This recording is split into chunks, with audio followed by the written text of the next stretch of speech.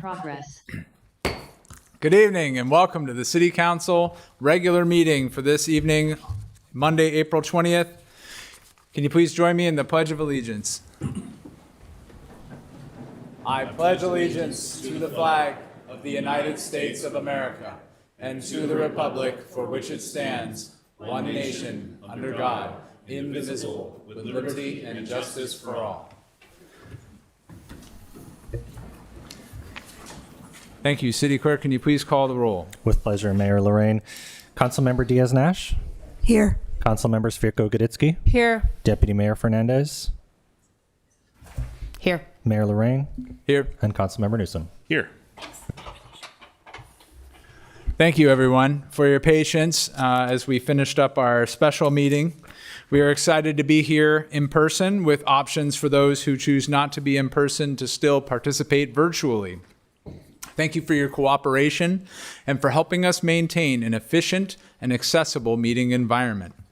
There are several ways to participate in public comment if you're so inclined tonight. For those who are attending in person here at City Hall, you can complete a yellow request to speak slip. The city clerk is holding one for your example. You can fill one out. We have some in the back there. You can hand it to the city clerk. If you're participating remotely, we have a Zoom webinar feature. You can use the raise your hand feature in this, and you will be called on at the appropriate time on various items. If you're calling in via phone, you can press *9 to raise your hand. And if you're called upon at that time, you can press *6 to unmute yourself. These options for public comment will remain available until I close public comment periods for each specific item we have. For members of the public who may be watching us on YouTube tonight, if you wish to provide live public comment, we do not currently have this feature in YouTube. Please join our Zoom webinar. Instead, use the access information listed at the top of our agenda. This is available on our website at cityofsanmateo.org. Before we begin, I'd like to take a moment to highlight an important opportunity for community involvement available to all. The application deadline for our city's boards and commissions is fast approaching. We are seeking residents who are interested in serving as part of the community advisory arm of city decision making, helping to shape policies, programs, and the future of San Mateo. If you're interested, or if you know someone who might be, I encourage you to apply online at www.cityofsanmateo.org. You may also speak with our city clerk, who is here this evening for additional information. Flyers are available as well at the back of the room, so please feel free to take one and help us spread the word. Thank you for your attention to this. And we now have a number of ceremonial items. We'll begin with item 1, Volunteer Appreciation Week. And I'd like to invite to the podium Paulina Campos, Management Analyst with the City of San Mateo. Thank you, Paulina, for joining us. Let's give her a round of applause. Thank you. Good evening, Honorable Mayor and Council members. My name is Paulina Campos, and I oversee the citywide volunteer program. Thank you for the opportunity to highlight our 2026 outstanding volunteers just in time for National Volunteer Week. Great. City volunteers contribute every day to essential city programs, including city departments, boards and commissions, the San Mateo Consolidated Fire Department, Neighborhood Watch, and many more programs. Over 2 quarters in 2025, we had over 1,400 people that volunteered across these programs, contributing over 17,000 hours of service combined. Tonight, I will spotlight 4 exceptional volunteers who have gone above and beyond in their service to the city. Thank you to the city staff members who took the time to submit nominations this year. For each volunteer that I highlight today, I'll share some of the kind words from those nominations. And volunteers, when I call your name, feel free to join me up here in the front, and at the end we can take a group photo together. Allison Jolie is a volunteer with the Library Department Storytime programs. Allison is a Storytime volunteer who consistently goes above and beyond what is asked of her. During story times, she advances the display slides, helps pass out musical toys and props to the kids, and importantly, keeps the kids from running up to the storytime readers and interrupting.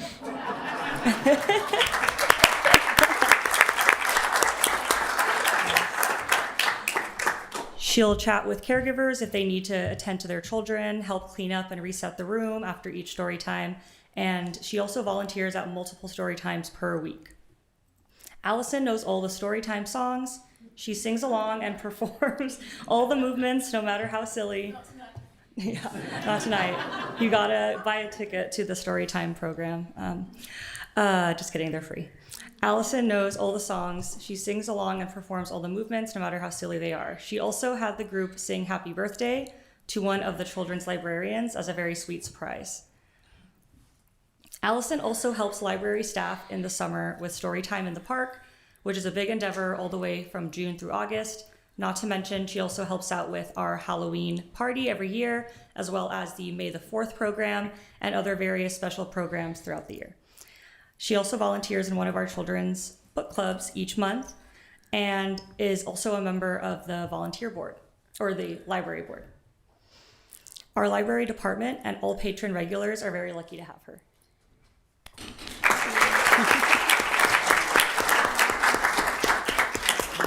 Appreciation for Allison, as well as others. Great. Okay. Up next, we have Barbara Seacrest, who is a volunteer.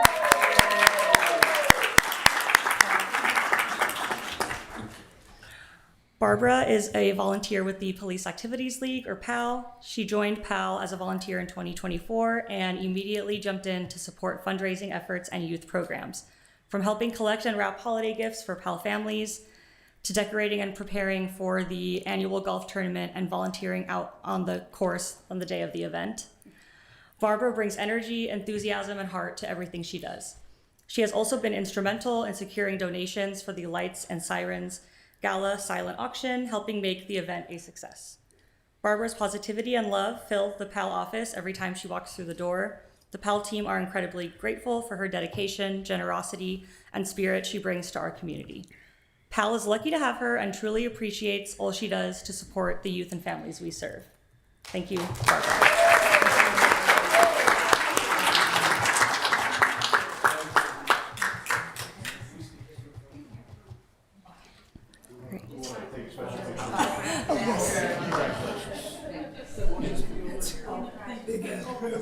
I know. Adam, get in. This? You want a portrait? Right there? Oh, let me back up now. Got it. Okay. Thank you.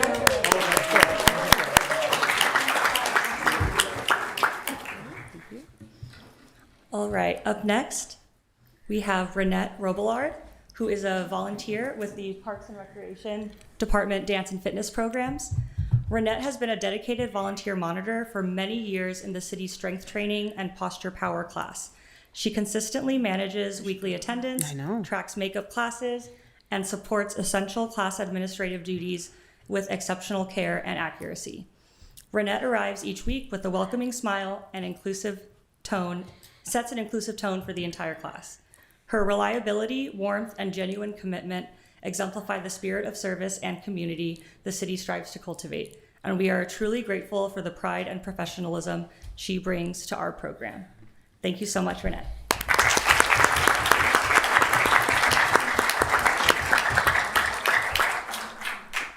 And finally, we have Yamini Ponugodi, who is a volunteer with the library's Project Read program, which is an adult literacy program that provides free, confidential literacy tutoring. Yamini's skills make her an invaluable volunteer tutor. Despite working full-time, she has faithfully taught a group of adult learners for several years while also providing one-on-one tutoring. She supports her learners not only in English but also in math, demonstrating both versatility and dedication. Thanks in large part to Yamini's guidance, one of her learners recently passed the GED and even invited her to attend the graduation ceremony to celebrate the achievement, a true testament to the impact that she makes. Thank you.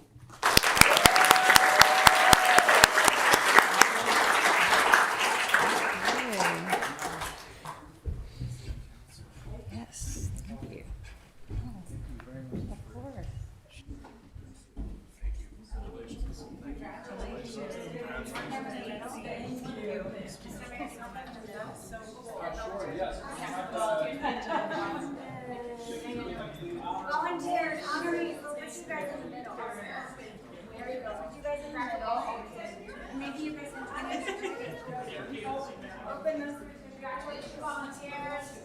What do you do? And then scrunch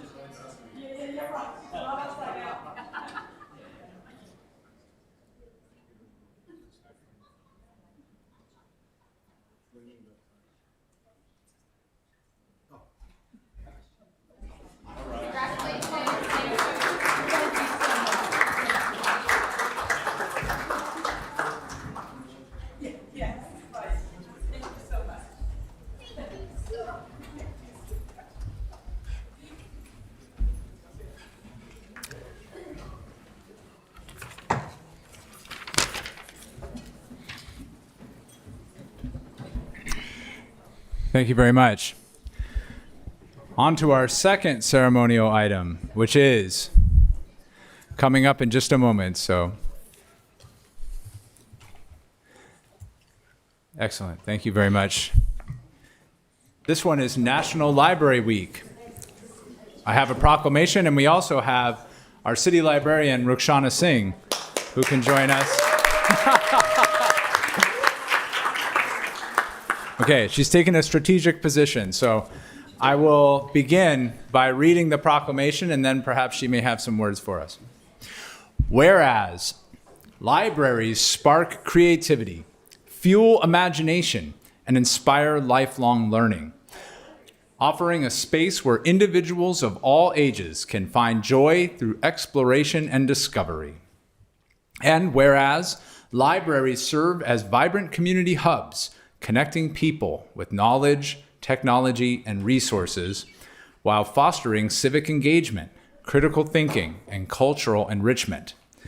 And whereas libraries provide free and equitable access to books, digital tools, and innovative programming, ensuring that all individuals, regardless of background, have the support they need to learn, connect, and thrive. And whereas libraries partner with schools, businesses, and organizations to maximize resources, increase efficiency, and expand access to essential services, strengthening the entire community. And whereas libraries empower job seekers, entrepreneurs, and lifelong learners by providing access to resources, training, and opportunities that support career growth and economic success. And whereas libraries nurture young minds through story times, STEAM programs, and literacy initiatives, fostering curiosity and a love of learning that lasts a lifetime. And whereas libraries protect the right to read, think, and explore without censorship, standing as champions of intellectual freedom and free expression. And whereas dedicated librarians and library workers provide welcoming spaces that inspire discovery, collaboration, and creativity for all. And whereas librarians, and library workers across the country are joining together to celebrate National Library Week under the theme, Find Your Joy. Now, therefore, I, Adam Lorraine, Mayor of San Mateo, and on behalf of the City Council, do hereby proclaim April 19th through 25th as National Library Week 2026. During this week, I encourage all residents to visit their library, explore its resources, and celebrate all the ways that the library helps our community find joy. Thank you, and we have our City Librarian, Rukhsana Singh.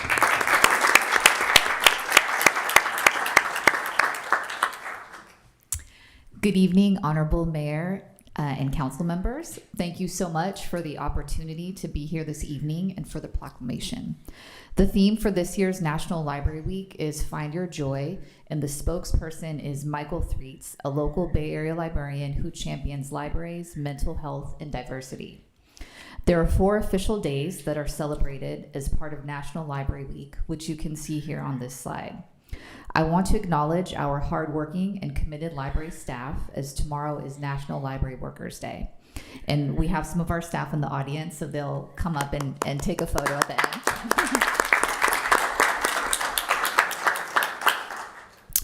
This is the beginning of our 4th annual San Mateo Celebrates Festival, and we hope that you'll be able to join us for all the exciting events we have coming up this week. Today, the ALA released the names of the top 10 books that were the most challenged. They do this every year on the first Monday of National Library Week. Most of the challenged books represent the lived experiences of LGBTQIA+ people and people of color. 2025 marks the second highest number of book challenges since ALA began tracking in 1990. In this context, it is more important than ever to affirm that the library is a place for all members of our community and to emphasize the importance of the work that we do. I want to take just a moment to preview the events we have coming up this week. Next slide, please. And the next one. So we have several events coming up this week on Tuesday, Wednesday, Thursday, and Saturday. And San Mateo Celebrates is intended to highlight some of the programming that we already do. So on Tuesday, we have a biotech lecture. On Wednesday, we have a musical performance in partnership with Cole Mansion. And then on Thursday, we have a film screening about the history of Bank of America. And then on Saturday, we have a full day of intergenerational family programming. We're going to have a guest appearance by the stars Elephant and Piggy of Mo Willems' books, a musical performance by Jose Luis Orozco, and then a cooking demonstration by Chef Martin Yan. So we hope that everybody will be able to join us for some of the events this week. And thank you again for your support of libraries and for taking this moment to celebrate National Library Week. Thank you, Council.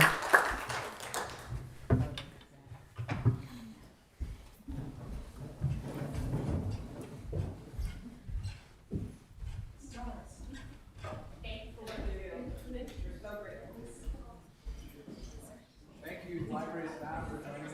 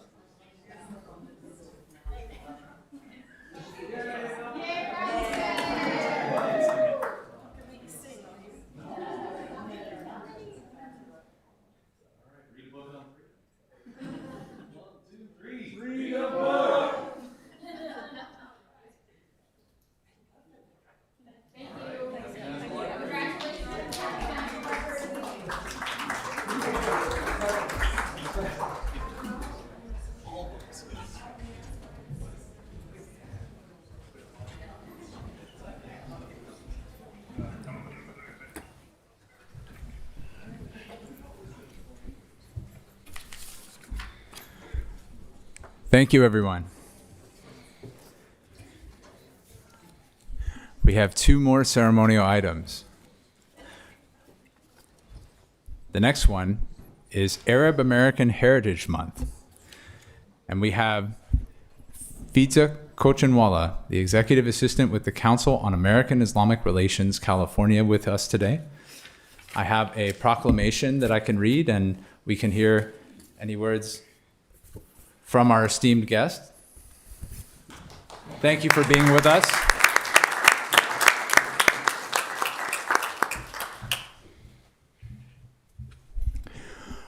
Whereas Arab Americans have a rich history in the United States, and for over a century have enriched our nation through meaningful contributions across all facets of society, including medicine, law, business, education, technology, public service, and the arts. And whereas individuals of Arab descent have brought with them a vibrant cultural heritage, enriching their communities through the sharing of traditions and active engagement in civic and public life. And whereas Arab Americans have brought to America their resilient family values, strong work ethic, dedication to education, and diversity in faith and creed, which have added strength to our great nation. And whereas Arab Americans have also enriched our society by sharing in the entrepreneurial American spirit that makes our nation prosperous. And whereas the celebration of Arab American ancestry and cultural heritage educates our fellow Americans and helps counter misconceptions and harmful stereotyping by recognizing their many achievements. And whereas Arab Americans join all Americans in the desire to see a peaceful and diverse society where every individual is treated equally and feels safe. And whereas the incredible contributions and heritage of Arab Americans have helped us build a better nation. Now, therefore, I, Adam Lorraine, Mayor of San Mateo, and on behalf of the City Council, do hereby proclaim the month of April 2026 as Arab American Heritage Month. And thank you very much for being with us.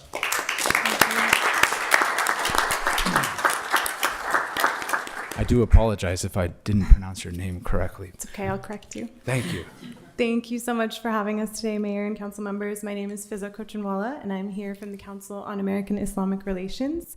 I want to thank you guys for recognizing Arab American Heritage Month in San Mateo. Moments like this really matter, and it really helps the Arab American community feel seen. I myself am not Arab American, so I wanted to give the space to Stephanie, who is with me. She is an Arab American woman. She lives in San Mateo County, and she is a proud advocate for Peninsula for Palestine. Thank you. Salam and good evening. My name is Stephanie Abougarbieh, and I'm so honored to be here accepting this proclamation for Arab American Heritage Month on behalf of Peninsula for Palestine. Peninsula for Palestine is a coalition of Peninsula residents who've been organizing for the end to the ongoing US-backed Israeli genocide in Gaza for over 2 years. The genocide in Palestine has greatly impacted families and communities here in San Mateo, the Bay Area, and the entire world. And now with the US and Israel waging devastation on many more Arab countries, it's never been more important to stand in solidarity with and humanize Arab communities. I thank the city of San Mateo for taking the opportunity to acknowledge and celebrate my people, our people. Growing up in the US as Arab Americans, it's a unique and profoundly confusing experience. Our existence often vilified, not only by those who loudly profess their extremely bigoted beliefs, but also by those who champion protecting vulnerable communities. We often live at an impasse where our trauma isn't met with compassion, but rather justification. Now more than ever, people are finally feeling the commonalities shared between their own communities and the Arab community, rather than the artificial and manufactured differences. As the Arab community navigates exceptionally challenging times, please do not forget to check on your Arab friends, family members, neighbors, and colleagues. After all, we are teachers, doctors, lawyers, scientists, tradesmen and women, and business owners of this community and more. We love this community, we invest in this community, and we contribute to the fabric of what makes this such a special place, just like all of the other beautiful groups that comprise our amazing home. Thank you so much.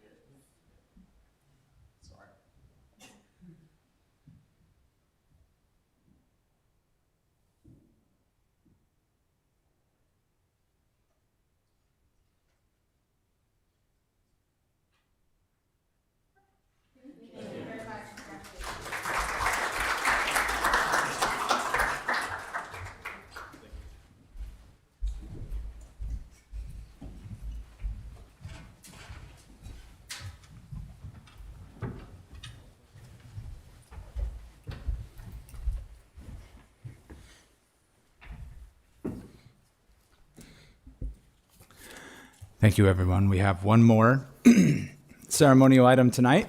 An Earth Day proclamation. Pardon me. I would like to invite to the podium Commissioner Sabrina Ocampo from our Parks and Recreation Commission. And we'll give her a round of applause. I have a proclamation, and then she may have some words for us. Whereas Earth Day was first celebrated on April 22nd, 1970. And just by the way, it's April 22nd every year. If you ever wonder what day is Earth Day, it's April 22nd. With the goal of inspiring an appreciation of our nation's natural resources through conservation and protection. And whereas this year marks the 56th annual review of and commitment to the principles of Earth Day. And whereas the city of San Mateo celebrates Earth Day by extending it to the month of April in recognition of the commitment to environmental stewardship. And whereas during the month of April, our appreciation for the natural world reawakens, reminding us that each day we can renew our commitment to environmental conservation and the implementation of sustainable practices. And whereas the earth provides habitats for all creatures, and we must acknowledge that our actions have an impact on environmental degradation, global health, and climate change. And whereas the actions we take on the individual level through education, public policy, and consumer activism can help our planet heal and thrive. And whereas it's easy to forget how much we depend on our planet, and the city of San Mateo encourages residents to implement practices to preserve and protect our environment and shape the future of our environmental security. Now, therefore, I, Adam Lorraine, Mayor of San Mateo, and on behalf of the City Council, do hereby proclaim April 22nd, 2026 as Earth Day. Thank you.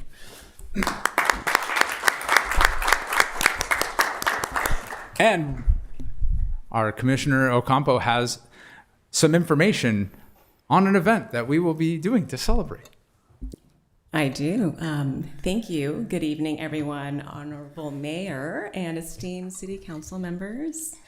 Very honored to be here tonight with the City of San Mateo for this year's Earth Day Proclamation, and especially to talk about something that's so simple but so powerful, showing up for our community. Team Up to Clean Up is exactly what it sounds like.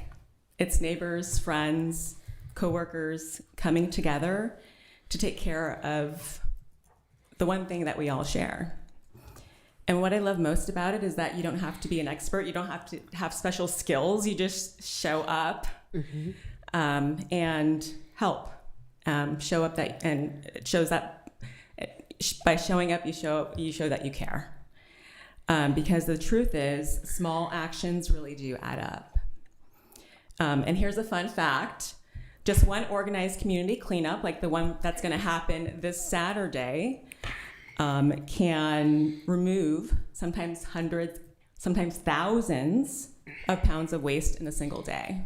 So while it may seem small in the moment, it makes a huge impact. So this isn't just about picking up trash, it's about creating a ripple effect. It's about pride, visibility, and community momentum. And that's where all of you come in. If you've been thinking about getting involved, don't wait. The Saturday, April 25th is the opportunity.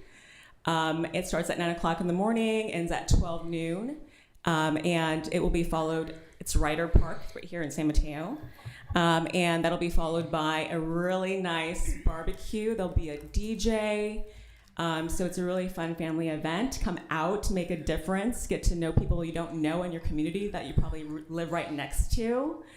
And then at the end of the day, you feel like you've absolutely made a difference because you actually have.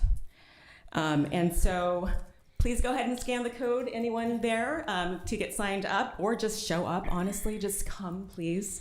Make a difference. And Team Up to Clean Up happens every third Saturday of the month. I know it's Saturday. I don't like waking up at Saturday morning. It's 8 o'clock in the morning, 8 to 10. We rotate the location each week, each month. And so just please come out and make a difference. It's a lot of fun. You meet people that you don't know.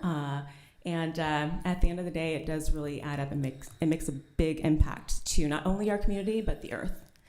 Thank you so much.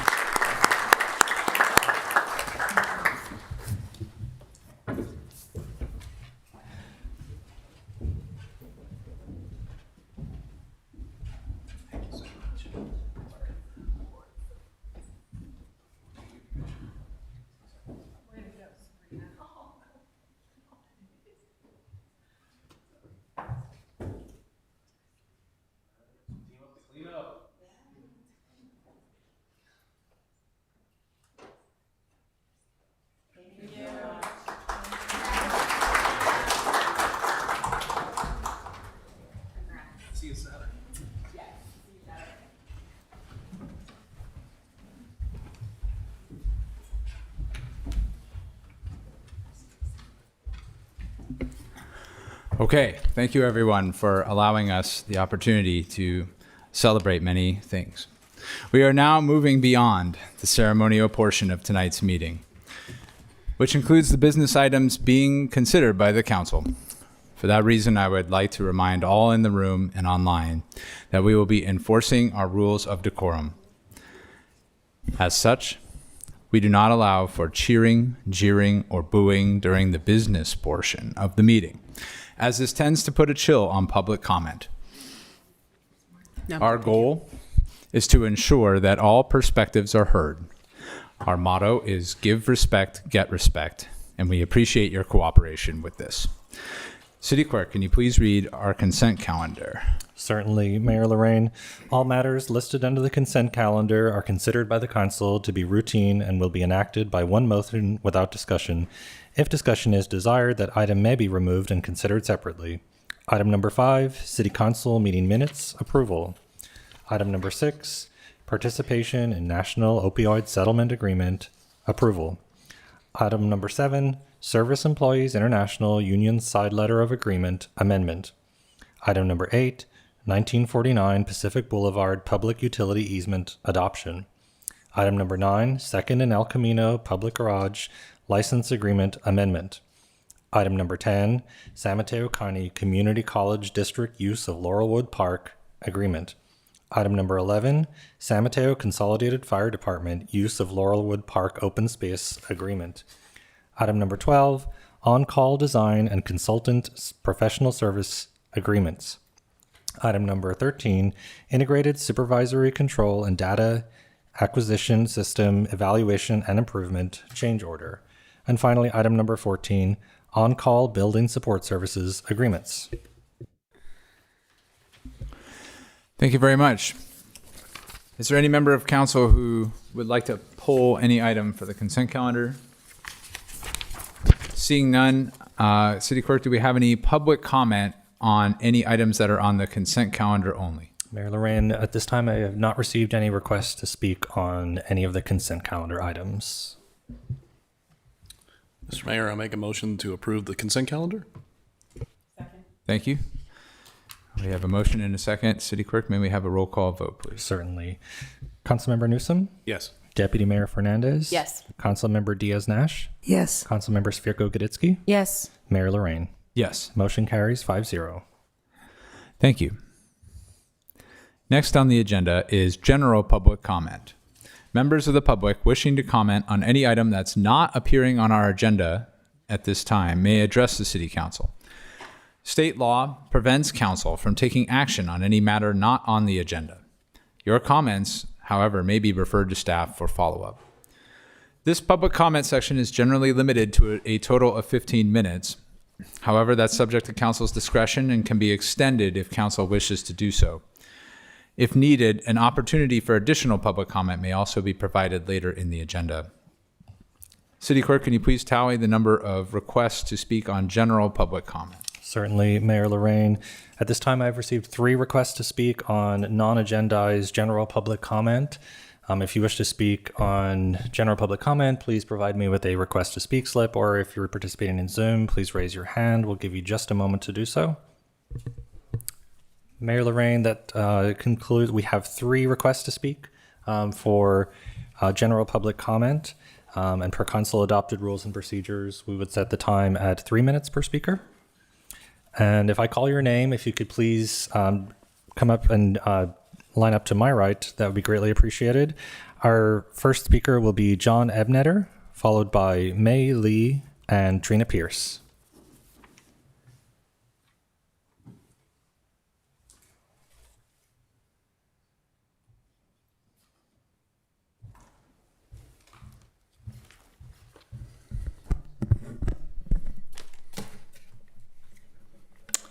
Good evening, Mayor Adam Lorraine and esteemed council members.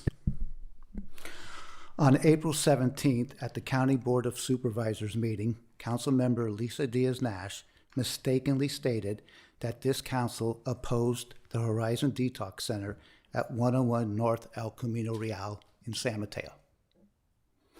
Seeing that this project has not been voted on by the council, this left the public confused and the Board of Supervisors with an inaccurate data point to work with.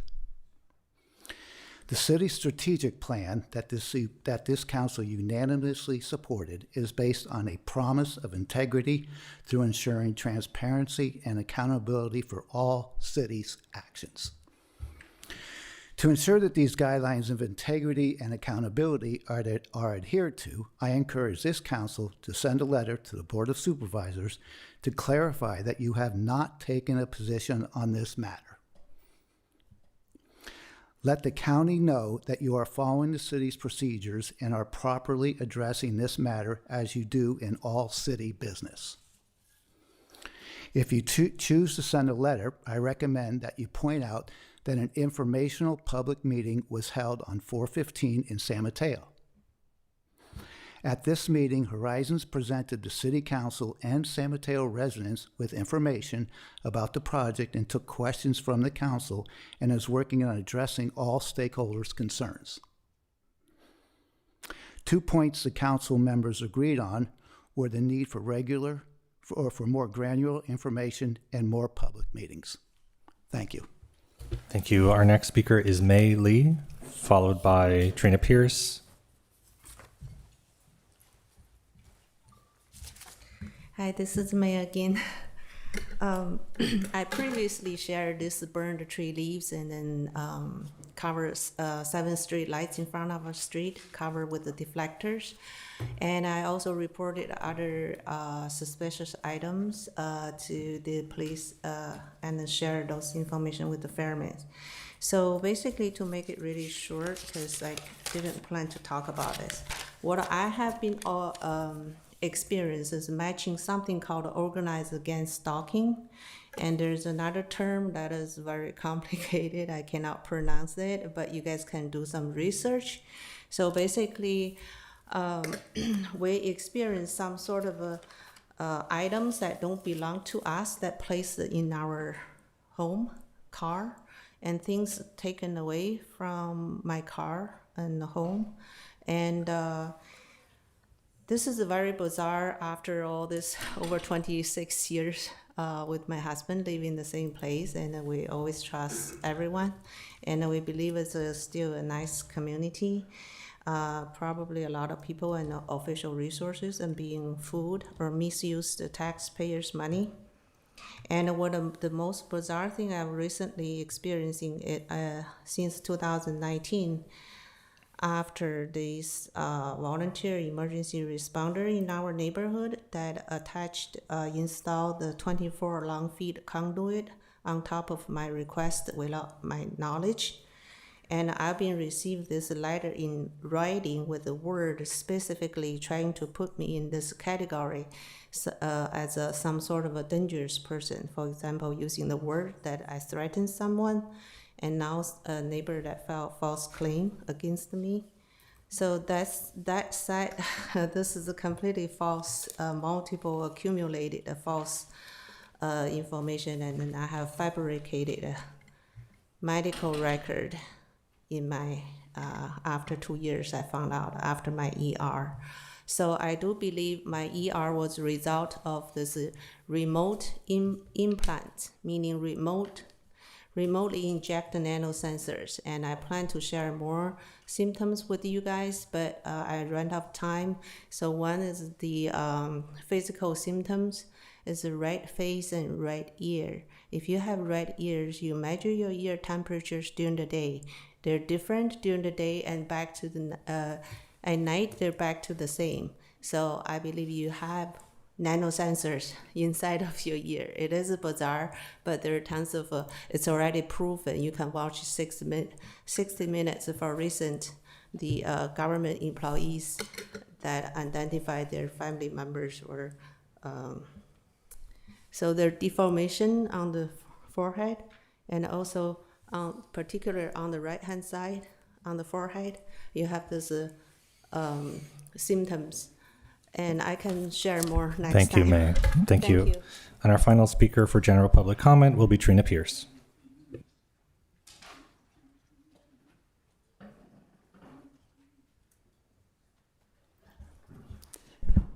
Good evening, Mayor Adam Lorraine, and to the city council members, to the staff.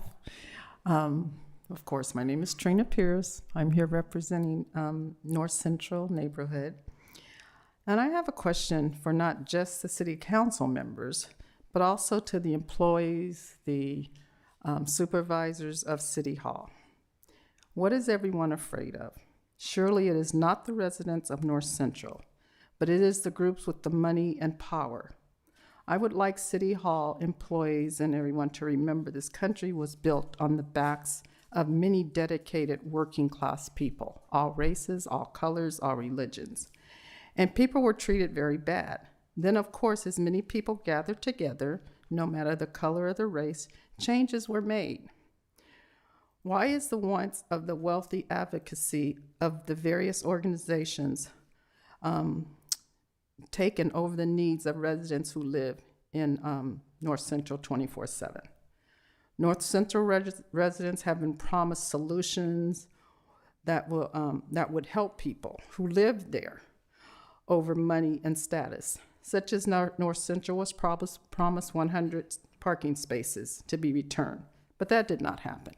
That was reneged on, and that wouldn't have happened in any other neighborhood but ours.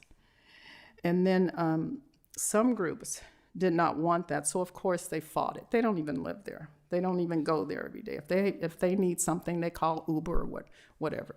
A lot of those citizens there can't. That's why they're walking. They're walking in the rain, and I just feel that the needs, and we've asked this so many times, and I get it all the time on my phone calls when I'm walking. What are you doing, Trina? They're not listening to us, And it's just sad that it's not listened to. And it's amazing how some neighborhoods and districts, we just watched them band together and are heard. People listen to them. What makes North Central so different? And we all know, I don't have to stand up here and say why, but I just really wish you guys would think about not so much money all the time, but think about these people that have lived there for years, 80, 90 years. Thank you guys very much. Thank you, Mayor Lorraine. That concludes public comment. Thank you. Thank you. Thank you. Through the mayor. Yes, go ahead. Thank you. I would just like to comment on one of the public comments to correct the record. My comments to the Board of Supervisors were directed at the siting of the project. I am extremely supportive of the delivery of treatment services. On the 15th of April, we had a very good education session, raised a lot of questions, and Horizon shared a lot of very good information that we have to work on. But I just wanted to be very clear, I am not opposing the project, nor did I say that the council opposed the project. The discussion was around the siting of the project. Thank you. Okay, thank you. That concludes general public comment.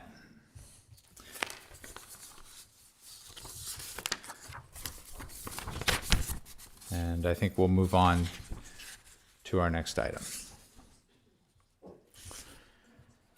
which is item 15, Glazenwood Historic District Designation Adoption. We have a presentation from Zach Riddall, Community Development Director, and Community Development staff. Thank you. Welcome.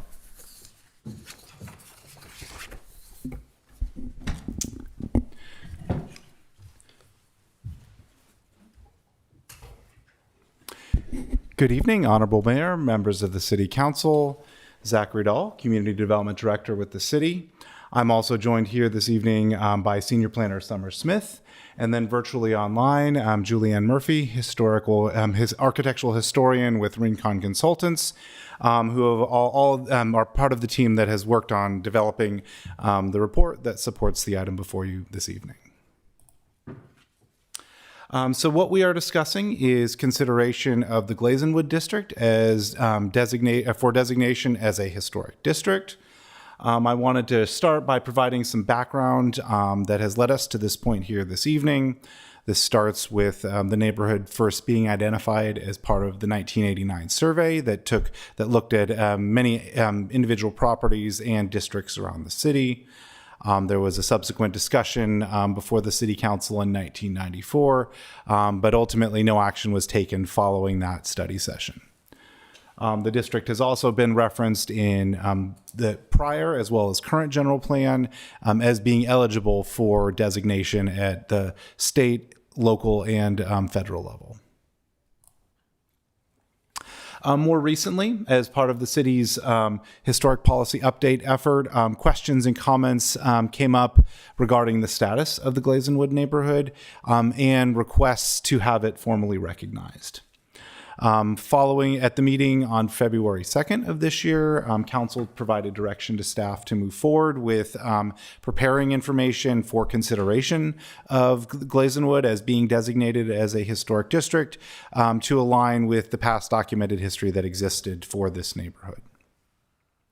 In order to provide a legally defensible document that also has what it takes to be administered moving forward, staff worked with our consultant firm who's supporting the historic update effort to develop a neighborhood evaluation to pull in all information that existed as part of the 1989 survey, update that information as it is 37 years old, fill in the gaps, do property by property evaluations, and we also relied on a recently developed historic context statement to build out this evaluation.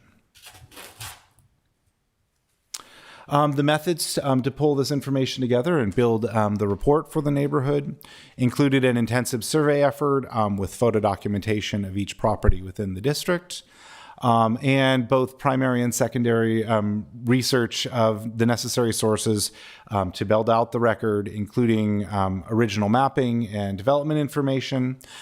As you can see here, we've got some photos of some of the examples of the homes when they were originally built and in their current condition more recently in the neighborhood today. Based on the report, we have findings that this is a harmonious, well-designed residential neighborhood that was constructed in the 20s into the early 30s. The construction was primarily developed by the S.A. Bourne Company, and many of the homes were built in the 20s, and that period wrapped up and I think contributed to falling short of developing that full track due to the dissolution in 1929. However, there was some ongoing development that continued through the 1930s. Based on the information and findings in the evaluation, we are recommending that it is eligible for designation both at the national and state level under criterion A1, which is related to events, and then also criterion C3 for architectural design. The map before you is what constitutes the Glazenwood Historic District that you are considering here this evening. This map includes a total of 36 contributors and 3 non-contributors. You can see those 3 properties highlighted in blue. Of these 36 contributors, this includes the gateway posts at the entry points to the neighborhood, as well as the lamp posts that are located within the neighborhood. And this district, if designated, would be subject to the updated historic preservation ordinance, assuming that it does move forward with adoption in May. So the recommendation before you here this evening is to adopt a resolution to designate the Glazenwood Historic District at the local level and find that the action is exempt from CEQA. Myself, as well as the staff who worked on this, are here and available if you have any additional questions. And that concludes staff's presentation. Thank you. Thank you. And at this time, I would like to open up public comment for this item. If you are in City Hall and would like to give a public comment, please bring a yellow speaker slip to the city clerk and request. That's what it was. A request to speak. And if you're in Zoom, you may raise your hand at this time. Thank you, Mayor Lorraine. And just as we're tallying the total number of requests to speak, just a gentle reminder on our rules of decorum in council chambers, we do not allow for cheering, jeering, or booing during public comment, as that can put a chill on public comments. So we appreciate your respect for that. Mayor Lorraine, we've received a total of 7 requests to speak on this agenda item, including 1 organized presentation. So we would set the timer at 3 minutes per speaker for individual speakers, and we'll begin with our organized presentation in chambers. And we have no request to speak in our virtual environment, and our final speaker will be Brian Sampson. So we'll start with our, as was mentioned, our organized presentation. I would invite Chris Eckert to the podium to speak on behalf of Glazenwood.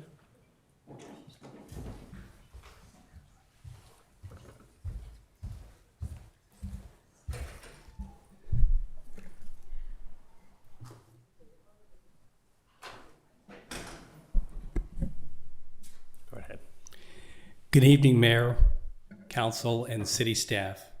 I'm presenting a petition signed by 83% of Glazenwood households. We're asking the city to formalize a fact that it recognized since 1989, that Glazenwood is a historic district. Next slide, please. The issue is simple. Qualifying as a historic district isn't the question. That was answered in 1989. The city identified it, the state accepted it, and 2 general plans confirmed it. The only question tonight is, will the city stand behind its own findings? Next slide, please. The record is consistent. For 35 years, this has been city policy. The 1989 survey spelled it out, the state recognized it, and both the 2030 and 2040 general plans adopted it. We're asking that you do what the city has affirmed in 2 general plans, twice. Make it official. Next slide, please. We're not asking for a new designation or a change to the standards. We are asking that you recognize what's already been settled over the past 30 years, that Glazenwood is a historic district. Next slide, please. Now, there are those who might say that we are trying to bypass the new ordinance, but the new ordinance governs future districts. Glazenwood is a 35-year legacy case, recognized decades before these rules existed. Applying a brand new process to a 1989 qualification is moving the finish line after the race is over, and we all know that you can't move the finish line after the race is concluded. Next slide, please. Others claim that Glazenwood isn't special, yet the city's own experts found we met local, state, and national criteria, a fact accepted by the state and reaffirmed in 2 general plans. Next slide, please. Now, some claim that homes have changed, but under the National Register standard, individual changes don't disqualify a district. Our neighborhood's historic character has remained intact. Next slide, please. So here's the mandate. 30 of 36 households, or 83%, signed this petition. These are physical, verified signatures from property owners exceeding the city's threshold of 23%. Next slide, please.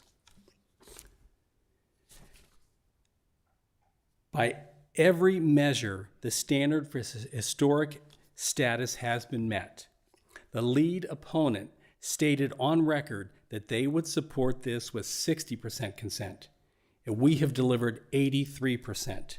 We met the exact standard that the opposition defined. There is no remaining objection. Next slide, please. For over 3 decades, residents relied on general plan policy to make real decisions about their homes.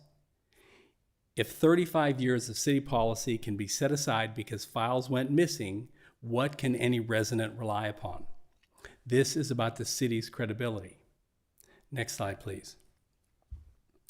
35 years ago, the city made a promise to this neighborhood. Tonight, you have the opportunity to keep that promise. The evidence is in, the petition is delivered, the community is united, and the moment is yours. We respectfully ask you do what the city has affirmed in 2 general plans: make Glazenwood official. Will the Glazenwood community please stand so that the council can see the people behind this petition? Thank you. Thank you. We will now move to our individual requests to speak. If I call your name, if you could please line up to my right, that'll make sure we receive all of your public comments expeditiously. So our first speaker will be Thomas Braham, followed by Ada Kedefors and Desiree Laben.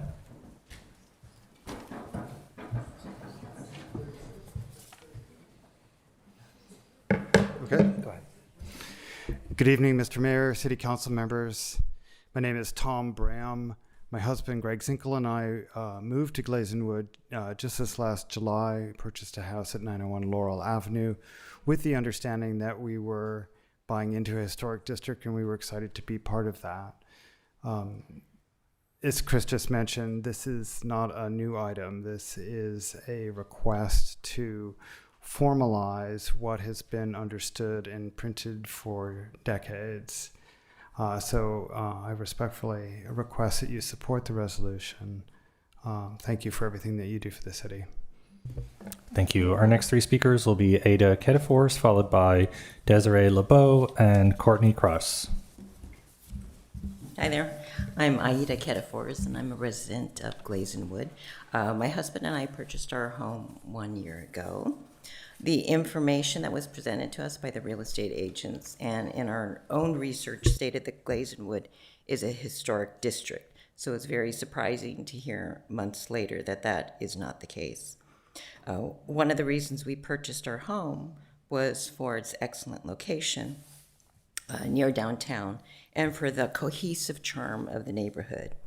We neighbors would like to maintain the visual coherence and architecture of our homes, which were built in the 1920s. Since our neighborhood has been mapped and treated as a district, please approve and formalize Glazenwood with a historic designation. Thank you. Thank you. Our next speaker will be Desiree LeBeau, followed by Courtney Cross and Carol Gilman. Good evening, Mayor, council members, and staff. Thank you for this opportunity to speak. My name is Desiree LeBeau. I've been a happy San Mateoan for the last 17 years, was a neighbor for Lisa Nash in Baywood, and then moved to Glazenwood a couple of years ago into a beautiful home, which I named Coco, which I have a little watercolor of here, painted by my neighbor and friend, Liz Jordan, in the back there. I also have a Glazenwood calendar in here, and actually a stack of individual artwork from Liz about all of our beautiful homes. So if you need to take a peek, let me know. So I just wanted to say that, let's see. Okay, so Glazenwood isn't just a neighborhood. It's one of the few places in San Mateo where you can still see the city's early 20th century character intact. Historic details that tell the story of how the city grew. For years, as you just heard, many of us believed that the history was already recognized. So we've cared for it, protected it, and invested in it as stewards. But without official designation, none of that is actually protected. And the data is clear. Historic districts stabilize property values, encourage thoughtful investment, and give cities a framework to manage change rather than losing character piece by piece. And that's what would happen. Not dramatic change overnight, but gradual erosion. One remodel, one tear down, one mismatch at a time until the charming identity and cohesion of our neighborhood is gone. And once it's gone, it cannot be recovered. This isn't about stopping growth, it's about guiding it. It's about deciding that some parts of San Mateo are worth preserving, not just for nostalgia, but for identity, continuity, and community. And we are a loving, diverse community that cares for one another and our beautiful historic homes. So tonight, I urge you to officially recognize Glazenwood and protect it. Thank you. Thank you. Our next three speakers will be Courtney Krause, followed by Carol Gilman and Doug Deanna.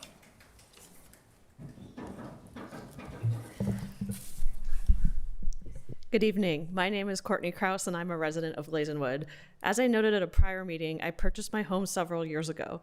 Based on information provided by the city's own website, including the general plan, I reasonably believed that Glazenwood was a historic district. I'm requesting that the city restore Glazenwood's longstanding status as a recognized historic district. Please correct this oversight so citizens can rely on information circulated and published by the city. Thank you. Thank you. Our next three speakers will be Carol Gilman, followed by Doug Deanna and Brian Sampson. Good evening, Mayor, council members. Thank you for hearing us and for being attentive to the situation that we find ourselves in. I bought 16 years ago. My family has lived in Glazenwood. We actually moved from Baywood, right across El Camino, to accommodate moms as they got older. So we needed a little bigger space. That neighborhood, when that house came up, I went, oh, perfect. It's older, but it has enough room. And I love those streets because I rode my bike there when I was like, a long time ago, when I was in my 20s. And it was one of my favorite streets in San Mateo. So it's a beautiful, historic neighborhood with lovely houses that are slowly disappearing, which is really sad. And we bought there knowing it was a historic district. That's what we were told. And we've remodeled, we've done very thoughtful remodels to keep the original integrity of the house, even though we're a non-conforming.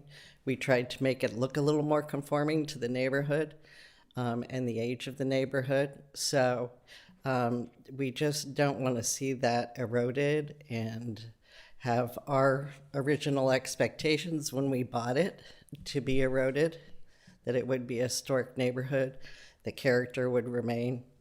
And we thank you for your time. We have a lot of support from our neighborhood, like we said, so I think we're all on the same page, and hopefully you guys will be too. Thank you. Thank you. Our next two speakers will be Doug Deanna, followed by our final speaker, Brian Sampson. Good evening, Mayor and Council. I'm Doug Deanna. Oh, Doug, could you please speak into the mic? The tribe has spoken. 83% of Glazenwood homeowners signed the petition in writing. It's not a survey, not a digital poll, not a certified letter and a reply card that could get lost on a dining room table. This is a documented, verifiable consent from the people who actually live here. And the opposition set the bar high, 60% written consent. Well, we cleared it by 23 points. Exceeding every threshold in the new ordinance that hasn't even taken effect yet. The signatures are in your hands. The community is here in the room. The record is complete. We ask the council to act tonight and affirm our historic district. Thank you. Thank you. And our final speaker will be Brian Sampson.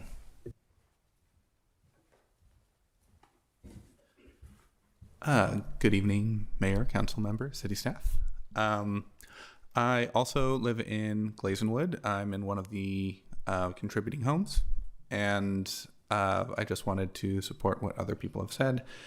The community is, I think, holds historic status as a point of pride, if anything.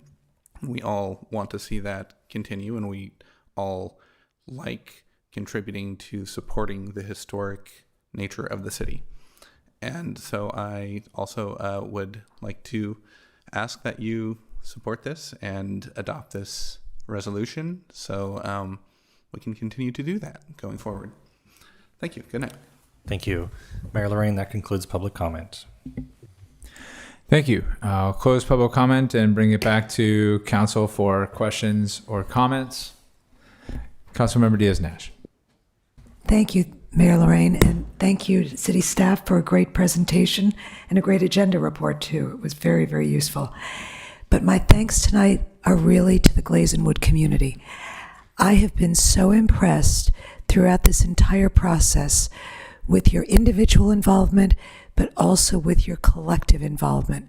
You have demonstrated what a neighborhood really means.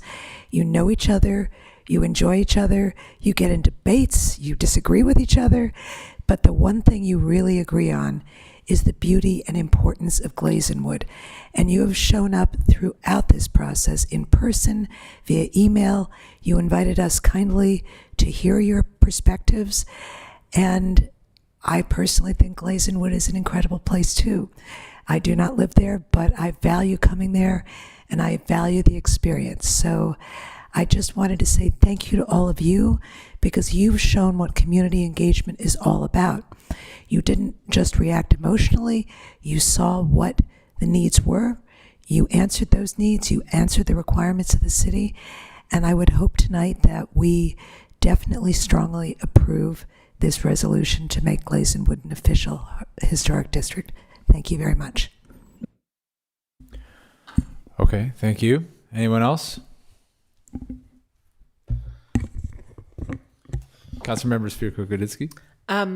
If there's no other comments, I want to see if there's a motion to move forward. And then I would just also ask that if we do move forward, perhaps we could look at ways to celebrate something like this. So I know one of our planning commissioners who happens to have a historic background had suggested doing something like what they do in London, where they do like plaques or things that really commemorate the area as historic. So that might be something we consider as well. But just wanted to start with if there's a motion to approve. I would appreciate if I could have the opportunity to make the motion to approve the resolution to make Glazenwood an official historic district. Second. Sorry, I didn't mean to steal your thunder. Well, we have a motion and a second, and Mr. City Clerk, may we have a roll call vote, please? Certainly. Councilmember Diaz-Nash? Yes. Councilmember Newsom? Yes. Councilmember Spirko-Goditsky? Yes. Deputy Mayor Fernandez? Yes. Mayor Lorraine? Yes. Motion carries 5-0. Okay, thank you. Thank you.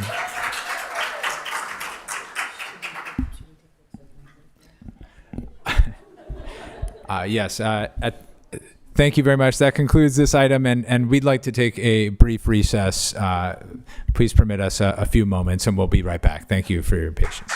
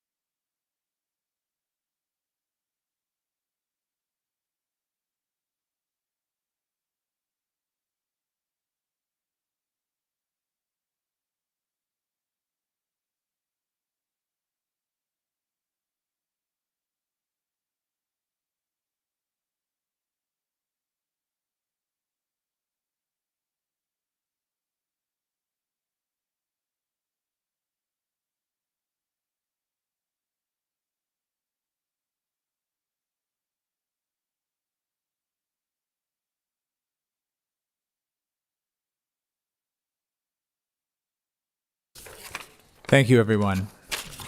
We have reconvened and will now continue with item 16, which is Connect Bay Area Local Investment Plan. This is an informational item, and we have a presentation from Emily Beach, Chief Communications Officer with Samtrans. Thank you for being with us, Emily. Thank you, Mayor Lorraine and honorable members of the San Mateo City Council. Thank you for your public service and for inviting me to be here tonight to represent San Mateo County Transit District and Samtrans. So the purpose of my presentation tonight is to provide you a brief update and to seek your feedback and the community's feedback on our public education and outreach efforts related to a potential revenue measure for transportation that could be possibly on the November ballot this year. It's called the Connect Bay Area Measure. And tonight I'll provide a brief overview about what that measure is all about, but also help you and your community understand how you can help shape some funds that could be spent here in San Mateo County. So we'll go to the next slide. You can see our agenda. You've probably already gone through these slides in advance, so I will try to move through them quickly so we can get to a discussion and questions that people may have. But the agenda's here. Really, I'm going to spend the most time providing not just an overview, but really focusing on the second to last bullet, which is the local investment plan. Because if this revenue measure does pass, does make it to the ballot in November, and if it does pass, Samtrans Bus Service, the Samtrans Board of Directors, will be administering a portion of this measure that would be returned to source funds that would come back here to San Mateo County. And that's what we need feedback on from the community at this time. So we'll move to the next slide. A little bit about Samtrans. We're celebrating our 50th anniversary of being providing comprehensive mobility services here in San Mateo County. You know our buses, but we do a lot more as well, listed there on that slide. I think just what I want to point out on this particular slide is what essential service Samtrans provides for our community. We have 94% of our riders are considered low income, and 80% of our riders either do not own a car, do not drive, do not have a driver's license, or don't have access to a car. Next slide, please. You may recall last year there was a piece of legislation that moved through the state legislature called SB 63. It was signed into law by Governor Gavin Newsom in this past fall.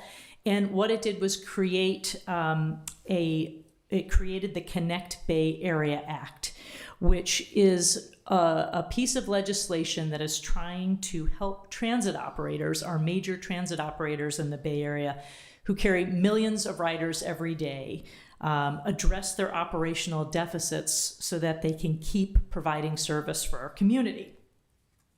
The purpose of this presentation is not to tell you all about why they find themselves in this position. Many of those major operators you'll be hearing from in the coming months, like Caltrain, BART, Muni in San Francisco, and AC Transit. Those are the big four operators. They will be telling their stories. But the long story short is that commute patterns have shifted post-pandemic. Revenues often depend on ridership.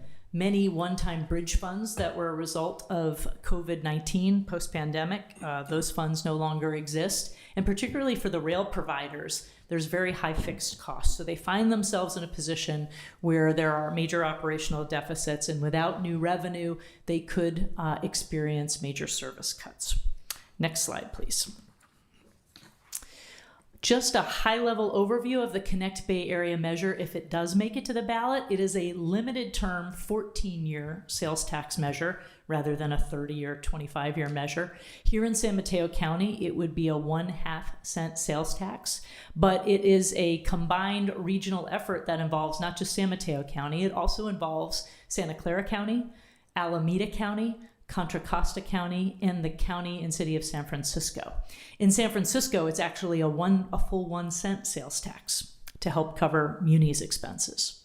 It would basically inject about $1 billion through these 5 counties into public transportation. And the pie chart here gives an overview that most of it is very prescriptive. It's written into the legislation. It's those major transit operators that are facing deficits that would get the majority. But in the blue section, about 1/3 of the measure would come back to various counties of Santa Clara, San Mateo County, Contra Costa, and Alameda County for return to source funds. Of that blue pie, what's at stake for San Mateo County that we're talking about tonight is about $50 million a year. It's a slice of that blue pie that would come back to here in San Mateo County that Samtrans would administer. This revenue measure is not being placed on the ballot by any government agency. It is working its way to the ballot right now through a private signature gathering effort as a citizens initiative. And if it does make it to the ballot, then it would be it could pass with just a 50% +1 majority. Let's go to the next slide. This what we are talking about, really the focus of tonight's presentation, is this approximately $50 million a year annually that would return to San Mateo County to be administered by Samtrans over the course of the 14 years. That's about $700 million, which is substantial. It does have some guardrails. It must be used for public transit operations. They could be capital and operational expenses. There also is a provision written into the legislation that it could be used for pavement repairs, for potholes, but only on local roads that are served by fixed route transit, so by our Samtrans buses. This is why Samtrans really does need robust community input on what those priorities could be for this funding. And we're taking everybody's ideas. We've got very clear instruction from our board, and we've heard from the public how important it is that we do robust outreach. Let's go to the next slide. So all ideas are great, but some ideas that may come up may not fit into those guardrails for the Connect Bay Area measure. But fortunately for all of us here in San Mateo County, there are other ways to fund public transportation projects. We do have sales tax Measure A and Measure W that currently exist. I know San Mateo County, the city of San Mateo knows Measure A well. Much of your formula pothole funding comes via Measure A, funds bike paths, protected bike lanes, your beautiful Hillsdale Station, that Caltrain station, and the associated grade separation projects. About 50% of that $200 million project was funded by Measure A. So the city of San Mateo understands how important these local funds are. So for things that maybe come up in the public discourse that, hey, we really would like more and more bike lanes, we're going to take that feedback and we'll help educate the community that there's other ways those projects can be funded. But what's important to understand here is that Measure A does expire in 2033. It's a sales tax measure that has been in existence since 1988. The voters have reauthorized it twice, and probably in 2028, so just around the corner, the board, the Transportation Authority Board, may ask the voters if they would like to reauthorize Measure A. So the feedback we're getting through this process may help inform, it will help inform early feedback of how a modern Measure A expenditure plan could look in the coming years. So all feedback is valuable, even if it doesn't fit directly and squarely in the bucket of the Connect Bay Area Act. Next slide, please. A little bit about Samtrans' financial outlook. We are very fortunate that we're at Samtrans Bus are not facing those kind of devastating operational shortfalls that our sister agencies like BART, BART's facing about a $375 million a year average annual deficit. Caltrain's facing approximately $75 million a year. Samtrans has a balanced budget now, but we do see an inflection point coming in fiscal year 28 where our expenditures are starting to outpace the revenues that are coming in. We are mindful of that, and we know that as a result, we're fortunate in Samtrans and the San Mateo County Transit District. We have some built-in administrative efficiencies. Here in our transit district, all of our administrative overhead, like HR functions, IT functions, communication functions, finance functions, are shared services among 3 different agencies. So we do have some built-in cost savings, but we're doing even more to not increase staff unnecessarily, not approving new staff headcount, leveraging technology where we can, reducing things like discretionary travel and consultant work, and we're also aggressively seeking new advertising and partnership revenue so we can address this. But if the Connect Bay Area measure were to pass, certainly some of the funds would be very valuable to preserve Samtrans bus service as well. Next slide, please. So how do we go about creating a local investment plan? We're really putting the show on the road and listening. A lot of conversation has already happened during the SB 63 legislative development. Many organizations, many people, many elected leaders, community members weighed in on what their priorities were. We also have a number of planning documents like our strategic plan and our capital improvement plan as well. We're hearing from our board of directors at Samtrans who will administer this. We have also, we have offered this presentation to every city council throughout the county. So we're in the process of doing those presentations. We have a survey that's online and paper survey, and people can call in. I'll tell you more about that in just a moment.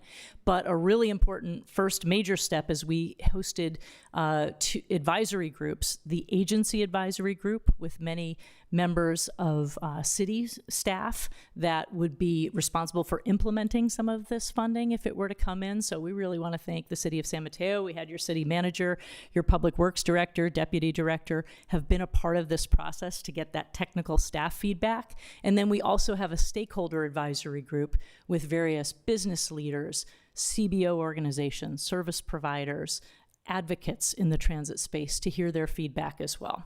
So our goal is to gather all this feedback from the community and from these different groups and to present it to our board in May and then have an adopted local investment plan by June of 2026. Next slide, please.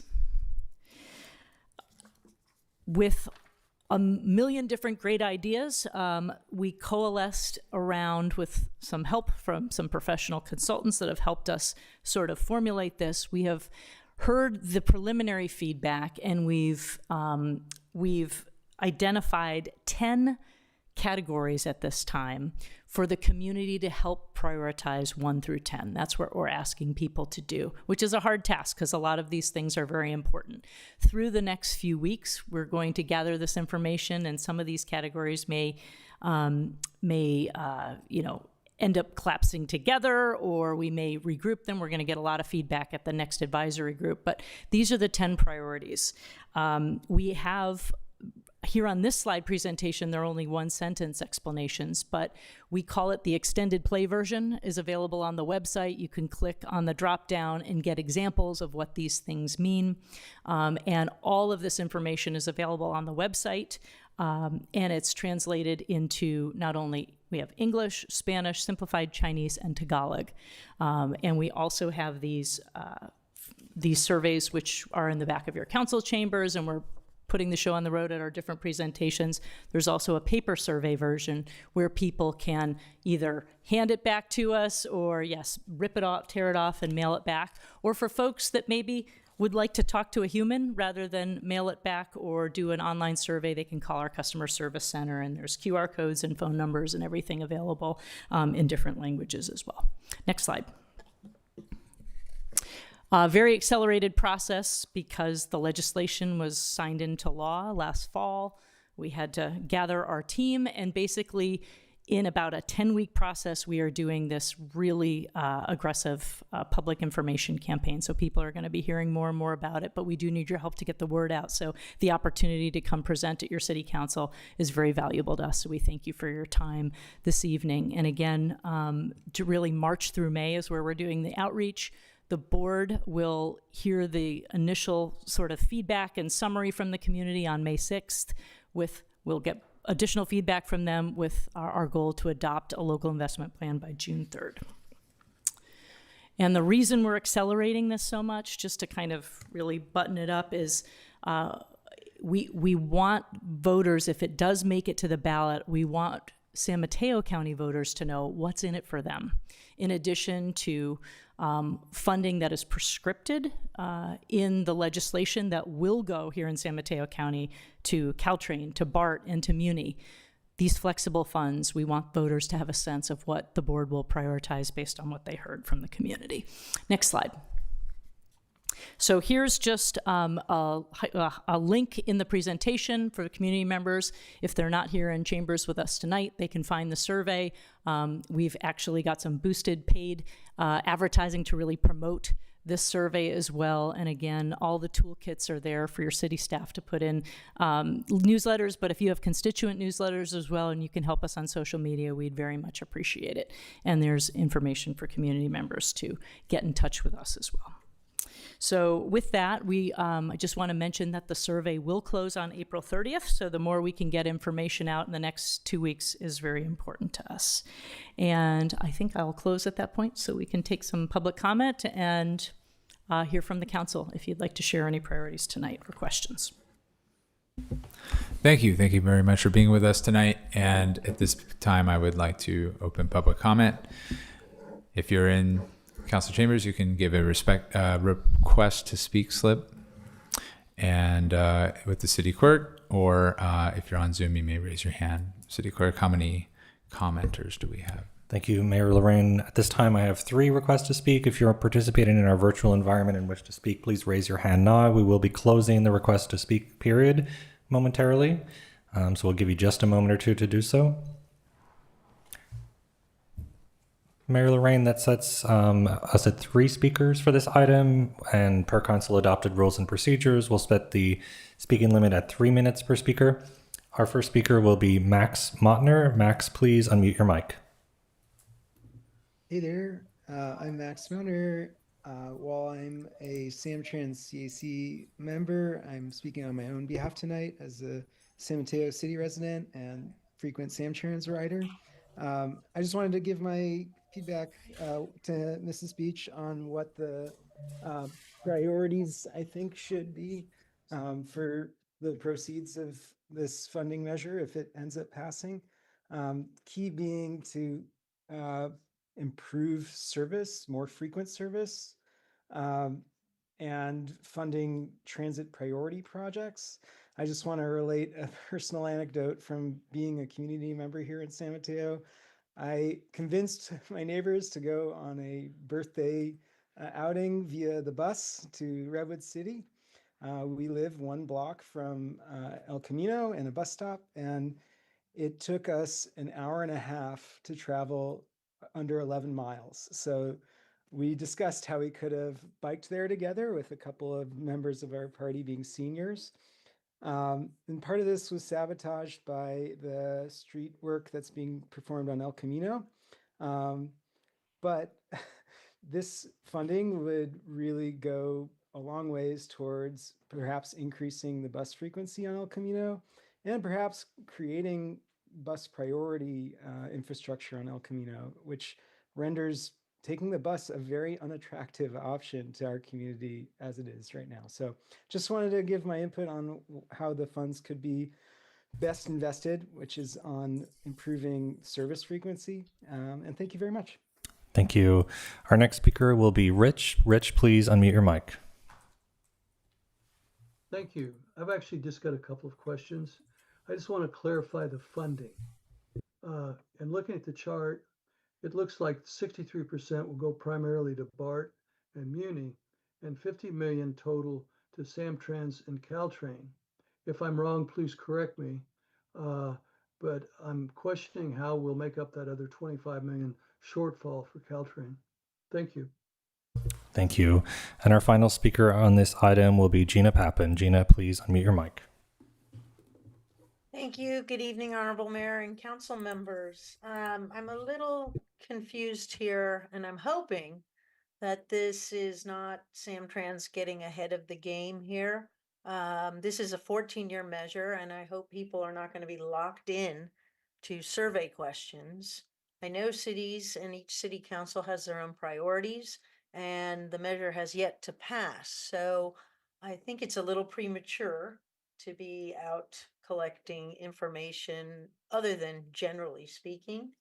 I do hope that people are not being put into a specific box and then being locked in by the Samtrans board moving forward here. This is important. We all have needs, and every city, I'm sure, has different needs here. So adopting a plan in June, no one should be locked into here.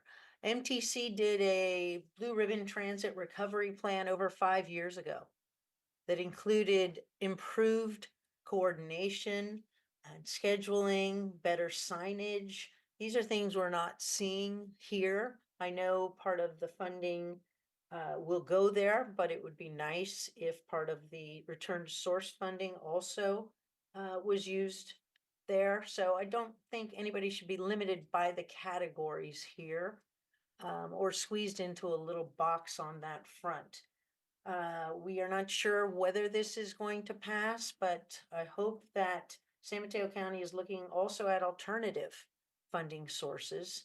There are opportunities, as San Francisco has done, a tax on Uber and Lyft, kind of like a hotel tax, but this is a regressive sales tax that will impact particularly the riders of Samtrans who are lower income and many, many of our residents.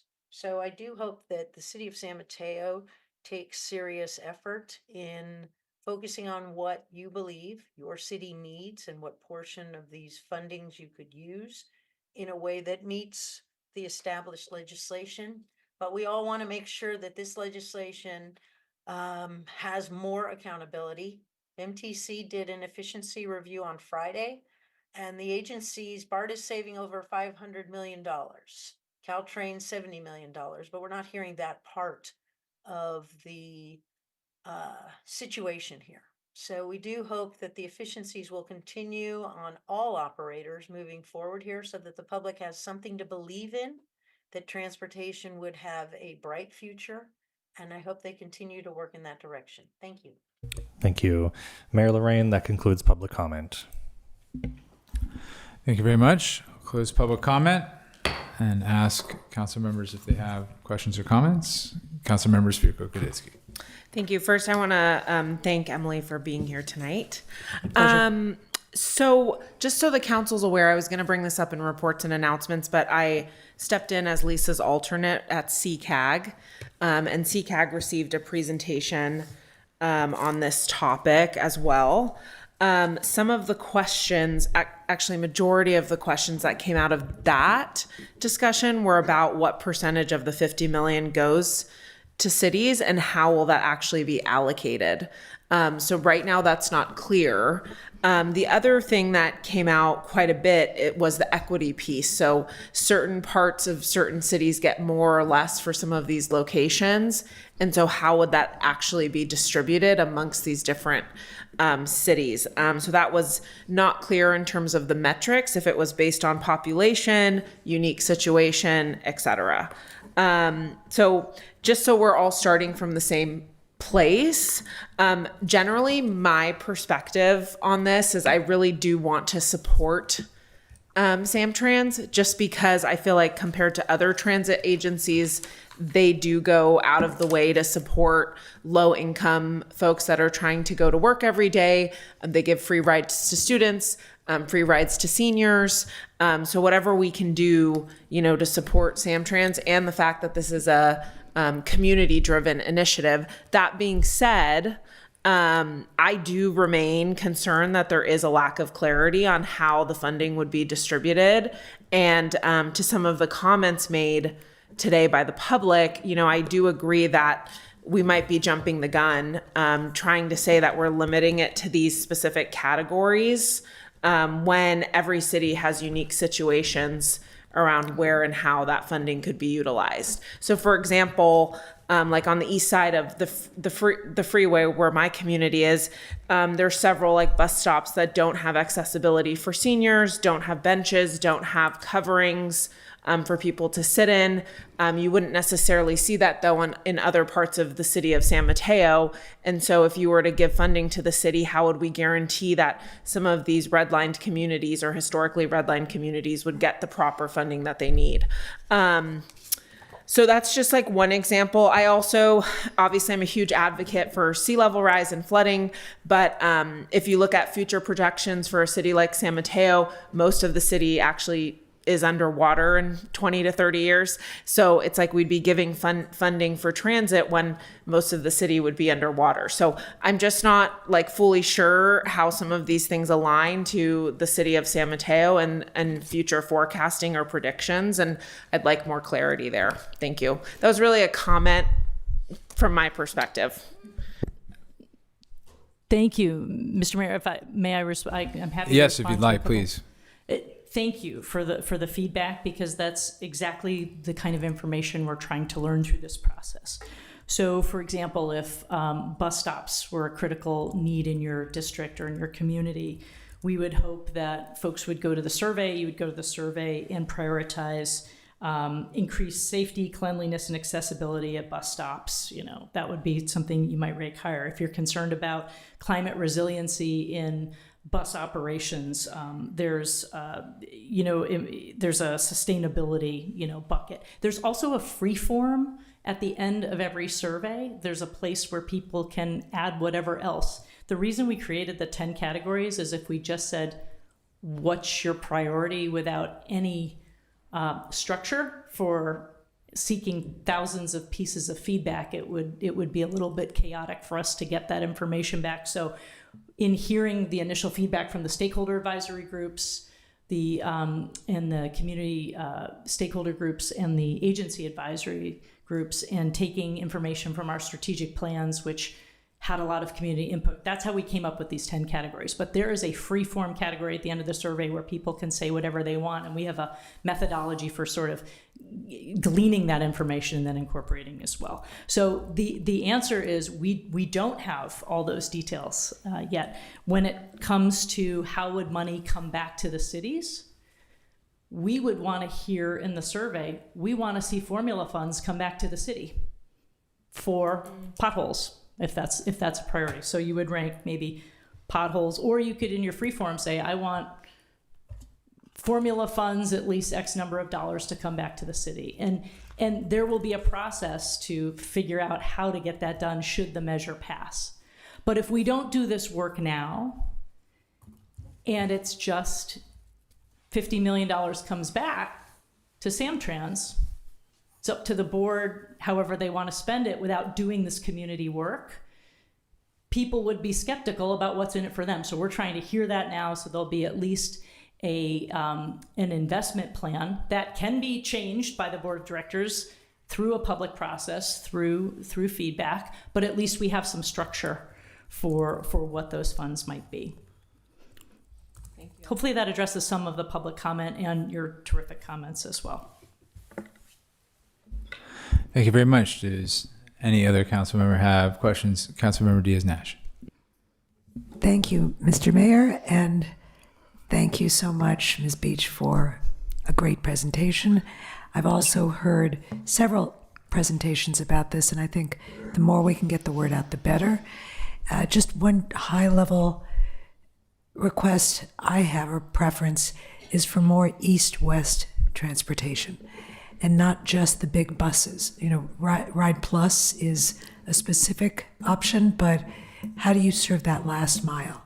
I think we all want to help people find easy ways to get all the way through their routes. And as one of our public comments said, it sometimes can be difficult. So really focusing on how do we deliver east-west in a way that gets to more of our cities should be considered. Thank you. Thank you for that feedback. And there is a category in here for on-demand programs to reach communities. You know, it could be rideshare, it could be other things as well. So that's great feedback. Thank you. Any others? Yes, Councilmember Newsom. Thank you for a great presentation, Emily. This weekend at the Progress Seminar, I was listening to a lot of this talk with people from Half Moon Bay and Foster City sitting right next to me. And I was telling them, I'm going to support this. And they're like, well, we're not going to support it. It doesn't do anything for us. And I think to Councilmember Diaz-Nash's point, and I've talked about this a lot, I've worked 35 of the last years of my life in the East Bay. And after the pandemic, we lost the Transbay Express. We really need to see that restored. One of the biggest challenges with Foster City and San Mateo is people trying to cross the San Mateo Bridge. And there is not a good alternative solution for that. And if we don't have a way for a bus to get across faster than sitting in traffic, then people are going to sit in their own cars. And so I think that's something that could definitely be included, is the idea of how you solve for that problem. Looking at the traffic hotspots, and I'm of course centered on San Mateo because we're here in San Mateo, but I think, Samtrans could do us a great service for the whole peninsula if they could identify where these traffic hotspots are and figure out how Samtrans routes could help us alleviate that. And a lot of people, like I said, just don't do it because, well, if you want to cross the bridge, there's no way to do that. I've also, as an experiment every year, I will take Caltrans up to, or I'll take the bus or Samtrans up to Millbrae, take BART all the way around, and then take AC Transit to work. It takes 2.5 hours.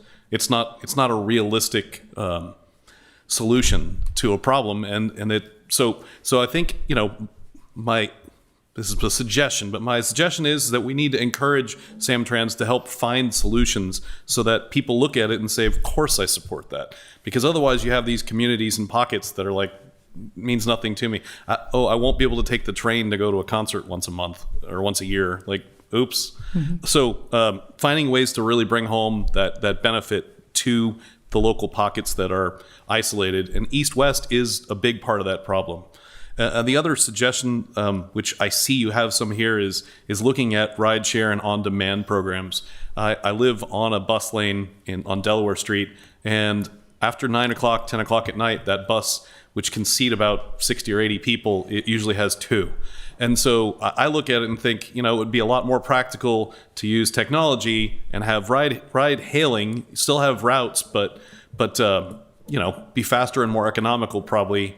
You'd still have a driver working, and you might have to have some drivers displaced, but then you could have them being dispatchers to help figure that out. So I'd also be very supportive of the idea of looking at on-demand programs, especially starting at like after hours when we have empty buses running. So those are my suggestions. Thanks for that feedback. And we've heard from a number of folks about that connection east-west across the San Mateo Bridge.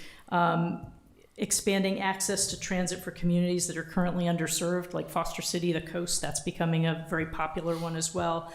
Improving transit routes to reduce traffic on those heavily traveled corridors. And in the freeform, it would be great if I'm taking a note of these notes here, but for people to advocate for that. And then, of course, it's not only the service, but it's the infrastructure. It's making sure there's bus lanes and express carpool lanes, things that, so you're not just stuck in traffic if you have a bus. So, that's great feedback as well. Thank you for that.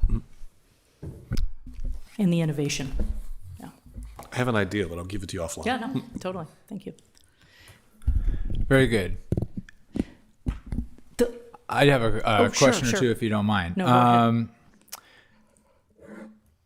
So first, I think we did have a public commenter curious about the split in funding, I think, from Connect Bay Area itself. And I wonder if perhaps in your presentation you had a slide or something that perhaps you could just return to it and clarify how much, I guess, Samtrans gets and how much other operators are expected to get from the measure?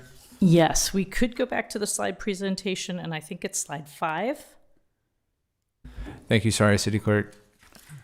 Sorry to ask if I'm reading the numbers correctly. There we go. And actually, there's another MTC has created. Of course, our focus at Samtrans is this local investment plan, right? The slice, the $50 million return to source slice, which is a portion of that blue part of the pie. The pie that's shown here is the entire $1 billion measure.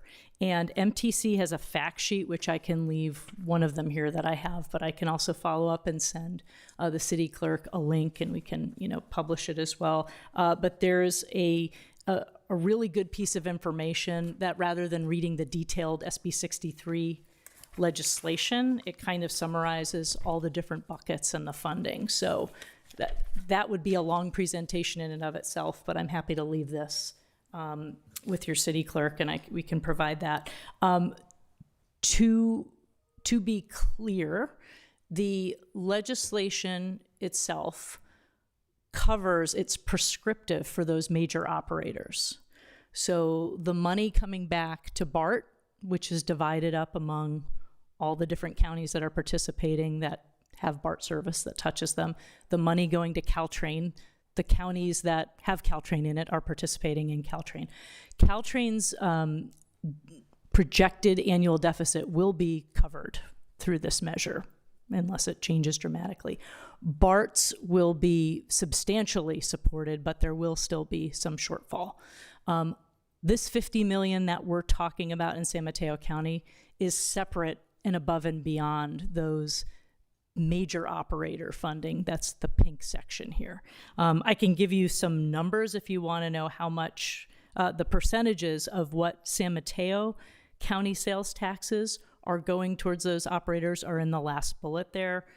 There's associated estimated numbers. Again, these are all future numbers if you're interested in the millions. But big picture, the $50 million local investment plan that we're talking about is one portion of that 33% that's returned to source to the counties. And it doesn't take any money away from Caltrain or BART or Muni or those other operators. Excellent. Thank you for that. And we had another public comment ask about whether concerned about being locked into the feedback that's being given. I feel like in maybe some of your response to Councilmember Spirko-Kadisky, you shared that there will be next steps beyond this, and there's an opportunity perhaps for more robust discussion. But this is the first steps. Is that about right, or am I missing it? Yes, that $50 million. The Samtrans board will decide how it's spent, and they are going to be having a robust discussion on May 6th about that at their meeting. But they're going to take into account all this feedback that we've received.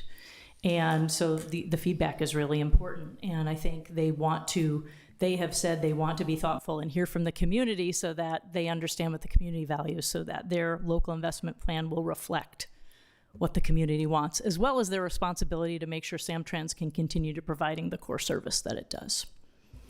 So is it locked in? It will be a commitment, and there will be a public process where the local investment plan will be adopted. Presumably in June, because we want to answer those questions for people. They're confused, what will it be spent on?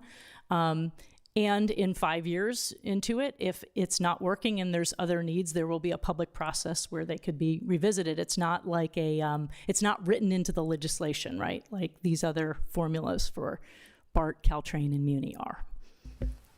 Thank you. Yeah. I was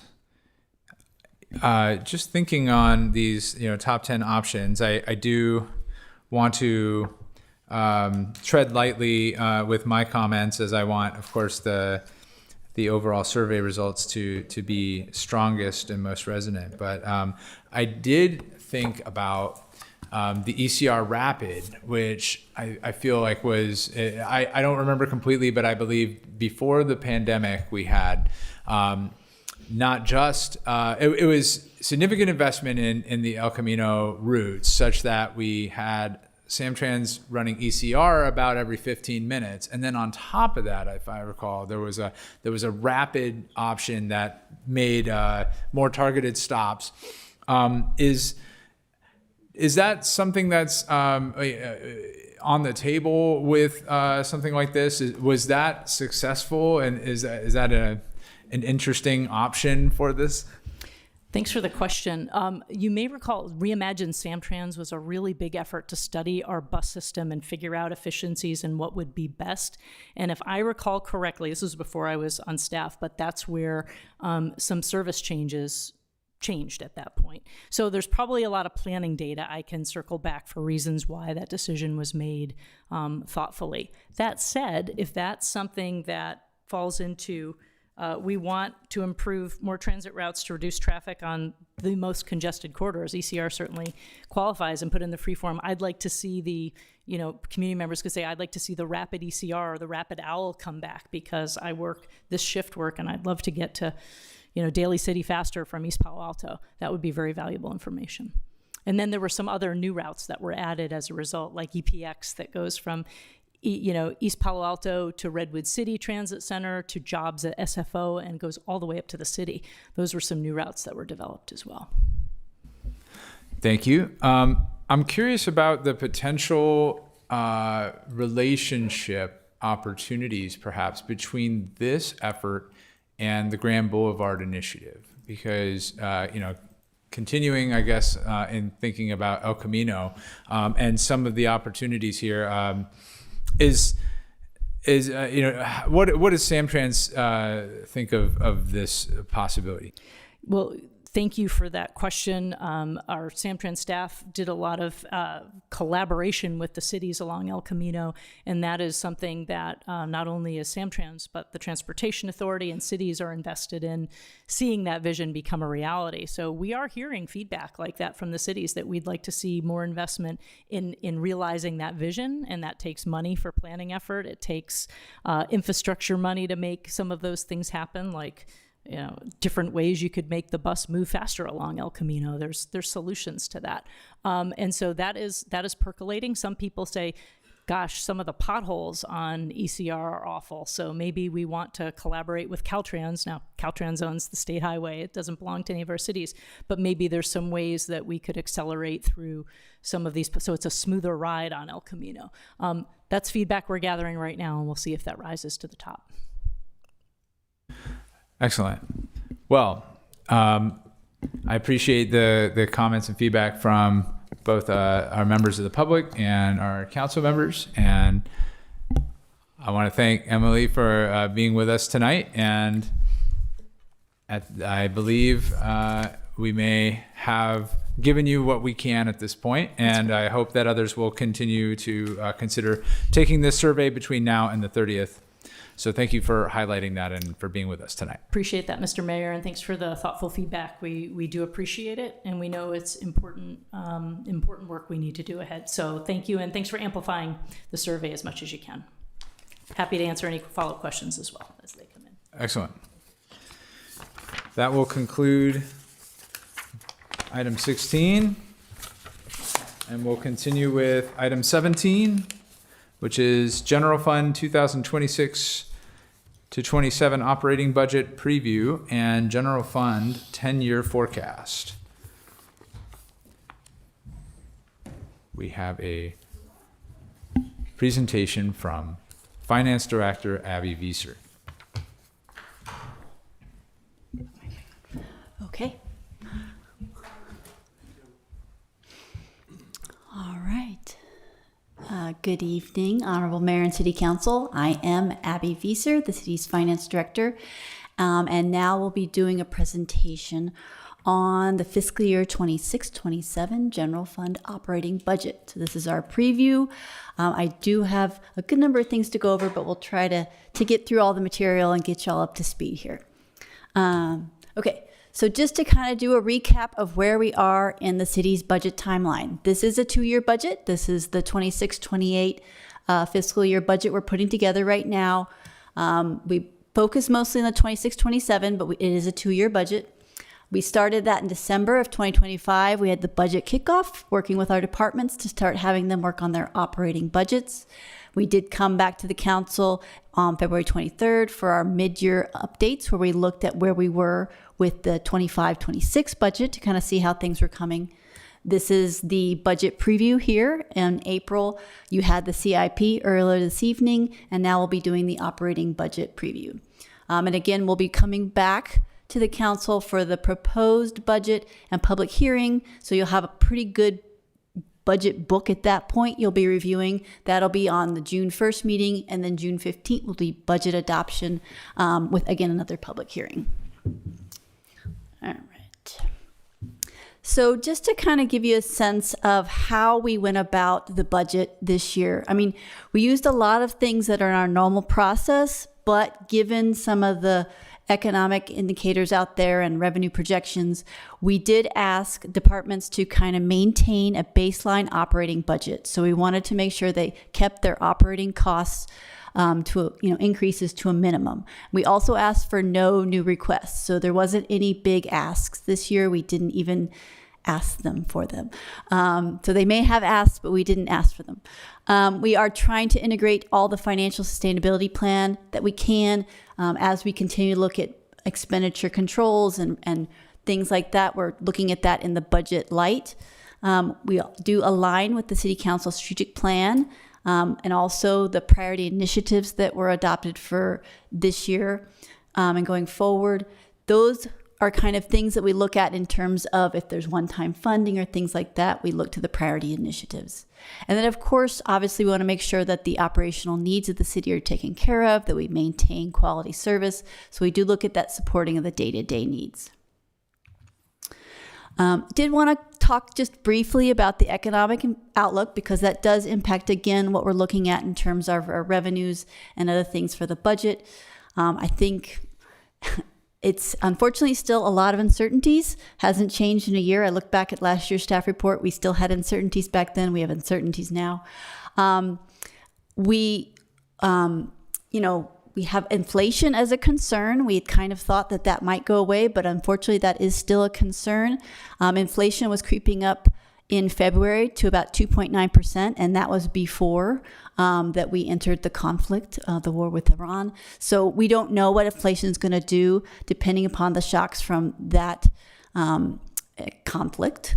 We are kind of keeping an eye on what the Federal Reserve is doing. They are in a wait and see mode, and that's partly because the labor market is not looking as strong as they'd like it to look, but inflation is still high, as I mentioned. So we're not hearing that there's going to be more than one rate cut in 2026, which is definitely going to affect interest rates and potentially impact our housing market depending upon how things go.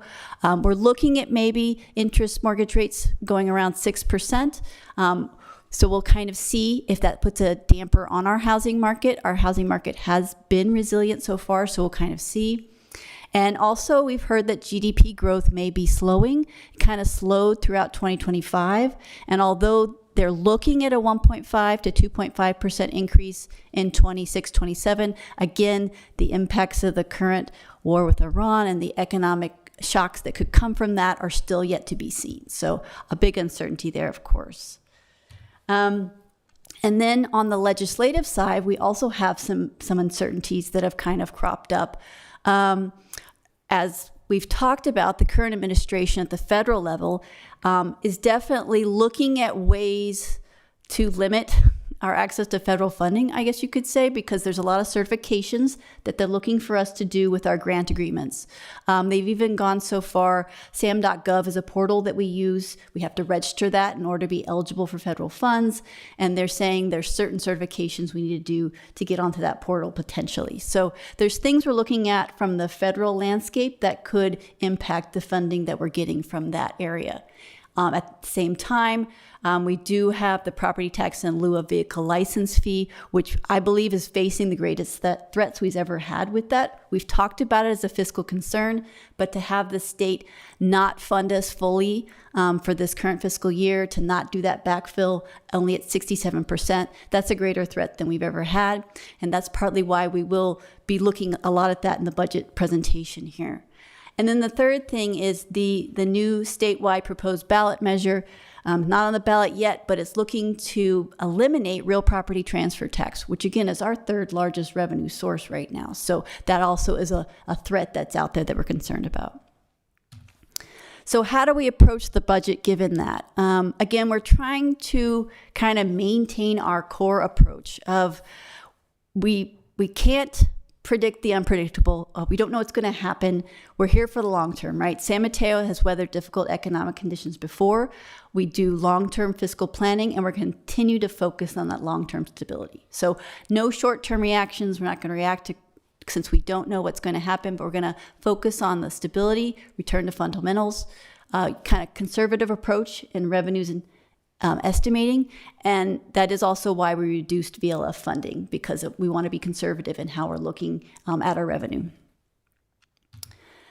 So in terms of the general fund revenue base, the reason we do talk so much about all the economic outlook as well as the legislative environment is because of the makeup of our general fund revenue base. As you can see, 79% of it is tax revenues. For 26-27, I'm estimating 174 million, so 137.9 million is that from taxes. 90% of those tax revenues come from three sources. Again, property tax, real property transfer tax, and the sales tax. So a lot of that is impacted by these economic indicators, and so it's why we keep looking at them.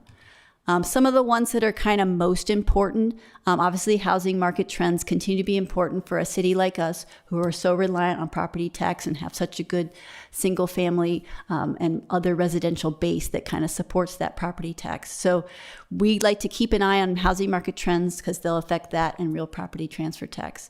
Interest rates also for the same reason, that affects the housing market. We have to see what those interest rates are going to do to the transfers in the housing market. Economic growth is very important for our second revenue source. A reduction in growth expectations could impact our sales tax revenue. So that's why keeping an eye on the GDP and where they think the economy's growth rate is going to be is important to our sales tax. And then finally, we always look at inflation because that's going to affect our expenditure numbers. And so we've got to see, are we going to be able to keep our operating costs in check, or is inflation getting us from those angles? Okay. So just to kind of give you two slides, I didn't go crazy with the graphs. I just want to give you a little bit of information. For the housing market, again, we do keep an eye on what's going on with the housing market. You can see from this graph that in 2022 and 2023, those are calendar years, the housing market kind of slowed in San Mateo, but you can see it's gradually coming up. 2024 and 2025, we've seen an increase in the number of housing units sold. The average median sales price has, dipped a little bit, but it's been coming back up. It's remaining stable, which is good for us. Demand seems to be remaining strong. And so it does seem like it's maintained some resilience even with kind of the higher interest rates that we've had. Keeping an eye on the median home price is helpful, as well as kind of how much is turning over in the housing market, because that also affects our assessed valuations and then, as a result, the property taxes that we receive. In fiscal year 26-27, we're estimating about a 3.17% increase in property taxes, which is good, but it's lower than it's been in previous years. We do think it's going to go back up in future years, but for this year, it's a little bit lower than it's been. And then also to take a look at the sales tax trends. I think we've looked at this a couple times, but you can see in blue is the regular 1% sales tax, in yellow is the Measure S. We again are predicting kind of a flat sales tax at this point. We think that that's again a good conservative estimate. We have a diverse set of business types. We're not reliant on one or two types of business, and so if things don't look great, we think we can recover from that. But right now, we're just kind of predicting we're going to be slow and steady, and kind of hope that the consumer continues to spend as they've been doing. So with that backdrop, I'm going to kind of go into what we've put together in our initial kind of operating budget. Just to remind of the challenges that are always in our general fund budget. The cost to provide city services does continue to go up. The long-term pension obligations also continue to go up, and those are our legally obligated liabilities, so those are always a cost. And then, of course, there's city facilities and infrastructure. We do have to maintain and repair city facilities, as we discuss, and there's also those long-term infrastructure needs. So those costs continue to increase, and revenues are just not keeping pace with that increase. And then, as I mentioned, we've got our two big uncertainties: VLF shortfall, there's a potential of no backfill from the state, and our new threat to real property transfer tax. To see how we use that, again, as I mentioned, property tax, we've built in a 3.17% growth rate. And for the VLF shortfall, the one that we would receive in 26-27, that's based on the shortfall from 24-25, we've currently assumed a 0% receipt of that. That's estimated to be about $7 million. And we felt like at this time, we did not want to include that in our revenue estimates. So that is assumed at $0. Again, it's just a portion of VLF, but it is a significant portion. Sales tax, we're budgeting it fairly flat. Real property transfer tax, I have increased that slightly. Typically, we've budgeted about $8.6 million for that. 8 was the baseline. I've moved that baseline up to 8.4 because we have seen some increases in that based on just increasing costs, I believe. Business taxes, also we've raised that baseline a little bit. And transient occupancy tax, it actually was $4 million, kind of has been our baseline. I put a little bit of an increase in that, not a large one, just kind of keeping that a little bit stable increase. Right. So given that for our general fund revenues, this is what we're looking at for our first stab at the budget. You can see we talked about the revenues at the tax side, and then we also have our fees, we have permits and fines, interest, transfers from other funds. So you put all that together and you've got about $174 million that we're projecting right now for revenues. Now that is less than we projected at mid-year. And so that's about 2.8 less than we projected at mid-year. So that's a change, negative 1.6%. So we are going down, but a large portion of that is the $7 million that we're not budgeting for VLF. So although we did have some increases and we have modest increases in some revenues, the VLF really offset what we were going to see for our revenue, and that's why it went down. Okay. So next we'll look at general fund expenditure assumptions.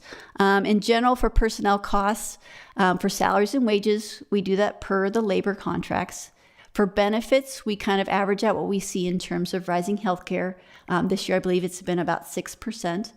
And then for pension costs, CalPERS usually provides that data for us, so we're pretty on target with what the pension costs are.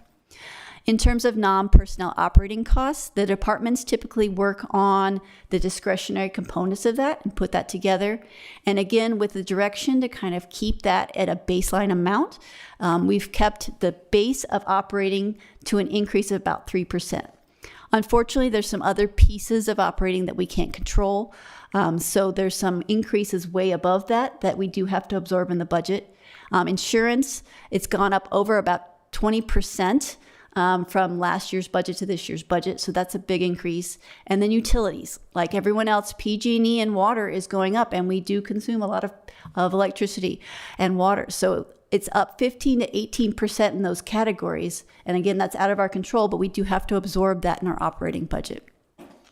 In addition, in the operating side, we do the transfers out. So our transfers out for right now are estimated to be $7.6 million.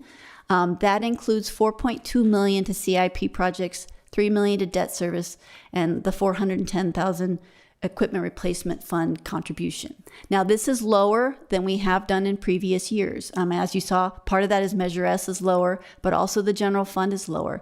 And we've decided to use some one-time Measure CC to help offset that because we just felt like with the deficit that we were starting to see, we needed to reduce our capital contributions, at least for this year, to kind of see how we were going. So that's why we're at $7.6 million. So if you put all that together, you are getting $190 million as the expense estimate for 26-27. So if you compare that to the adopted budget for 2020, 25-26, it's a $2.3 million increase. Again, as I mentioned, you can kind of see from here, personnel, there's some movement between salaries and wages and benefits, and that's mostly due to how our new software is budgeting. In the old software, it budgeted something slightly differently from the new software. So it's really taking that into account. If you look at them together, the changes kind of offset one another. For the operating expenses, you can see a 5.7% increase. And again, that's the cumulative when you take into effect some of the other costs that go together with the 3% baseline. We have the fire and legacy costs up about 5%. And then as you can see, we're reducing the transfers out compared to what we did in the 25-26 year, which is then getting us only an increase of $2.3 million or 1.2%. So again, trying to contain those expenses as much as we can to offset what we see as a deficit. Now, before I go into kind of the fund balance and the ramifications of that, I had promised you a Measure S overview, and so I want to show you a little bit about Measure S. It is a sub-fund of the general fund, and I want to make sure y'all had a chance to look at it. Again, this graph should be familiar because it's kind of similar to the sales tax graph we saw, but I kind of wanted again to show because we had done a 5-year forecast for this fund. So we can, it's one of our special funds. So we'd like to look at what the 5 years is going to entail. And so you can see with that moderate increase of 1% to 2% that we're kind of predicting for this, there's a little bit of increase, but it's fairly limited. And so it's a conservative, but it's definitely going to grow, which is helpful, but unfortunately it's kind of a microcosm of the overall general fund. It doesn't grow as much as the expenses are going up. And so I did want to kind of refresh on how do we use Measure S and what are kind of the ongoing operating expenses that we do. And as you can see with Measure S, we actually fund 4 police officers. They use Measure S as their dedicated funding. We fund a library staff person and extra operating expenses to support extra hours at the 3 libraries. We have 1.16 FTE in Parks and Rec, which helps to do programming as well as the mobile rec program, and the Get Around Senior Ride program is in that budget. And then, of course, as we discussed, the debt service cost for the 2020 bonds that we did for street and levy controls, that is a continuing contribution from Measure S towards that bond repayment. So those are kind of the ongoing costs that we always need to use Measure S to fund, and those are increasing at more of the 3%, 4% range based on how we keep operating and personnel costs going up. But then the revenues are only going up 1% to 2% as we saw. So when we did the 5-year forecast, you can see what we were seeing and why we put that smaller amount of CIP funding in 26-27. We ended up getting ahead of ourselves by budgeting a little bit more revenue than we had coming in.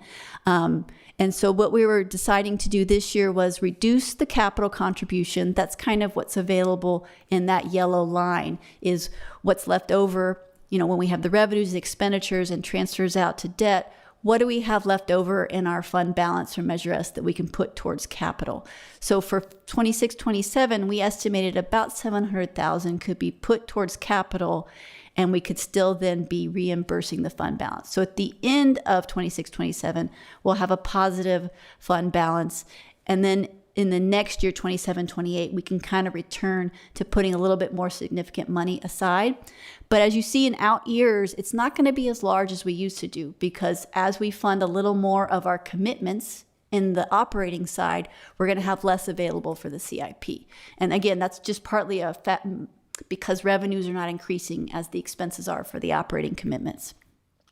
But again, as I kind of said with this fund, it's not got a negative cash balance. We have $10 million in the fund balance for this one, but all of it's committed. Much of it's already committed to projects that are getting underway still. So that's why we wanted to make sure we didn't get ahead of our budgeted commitments.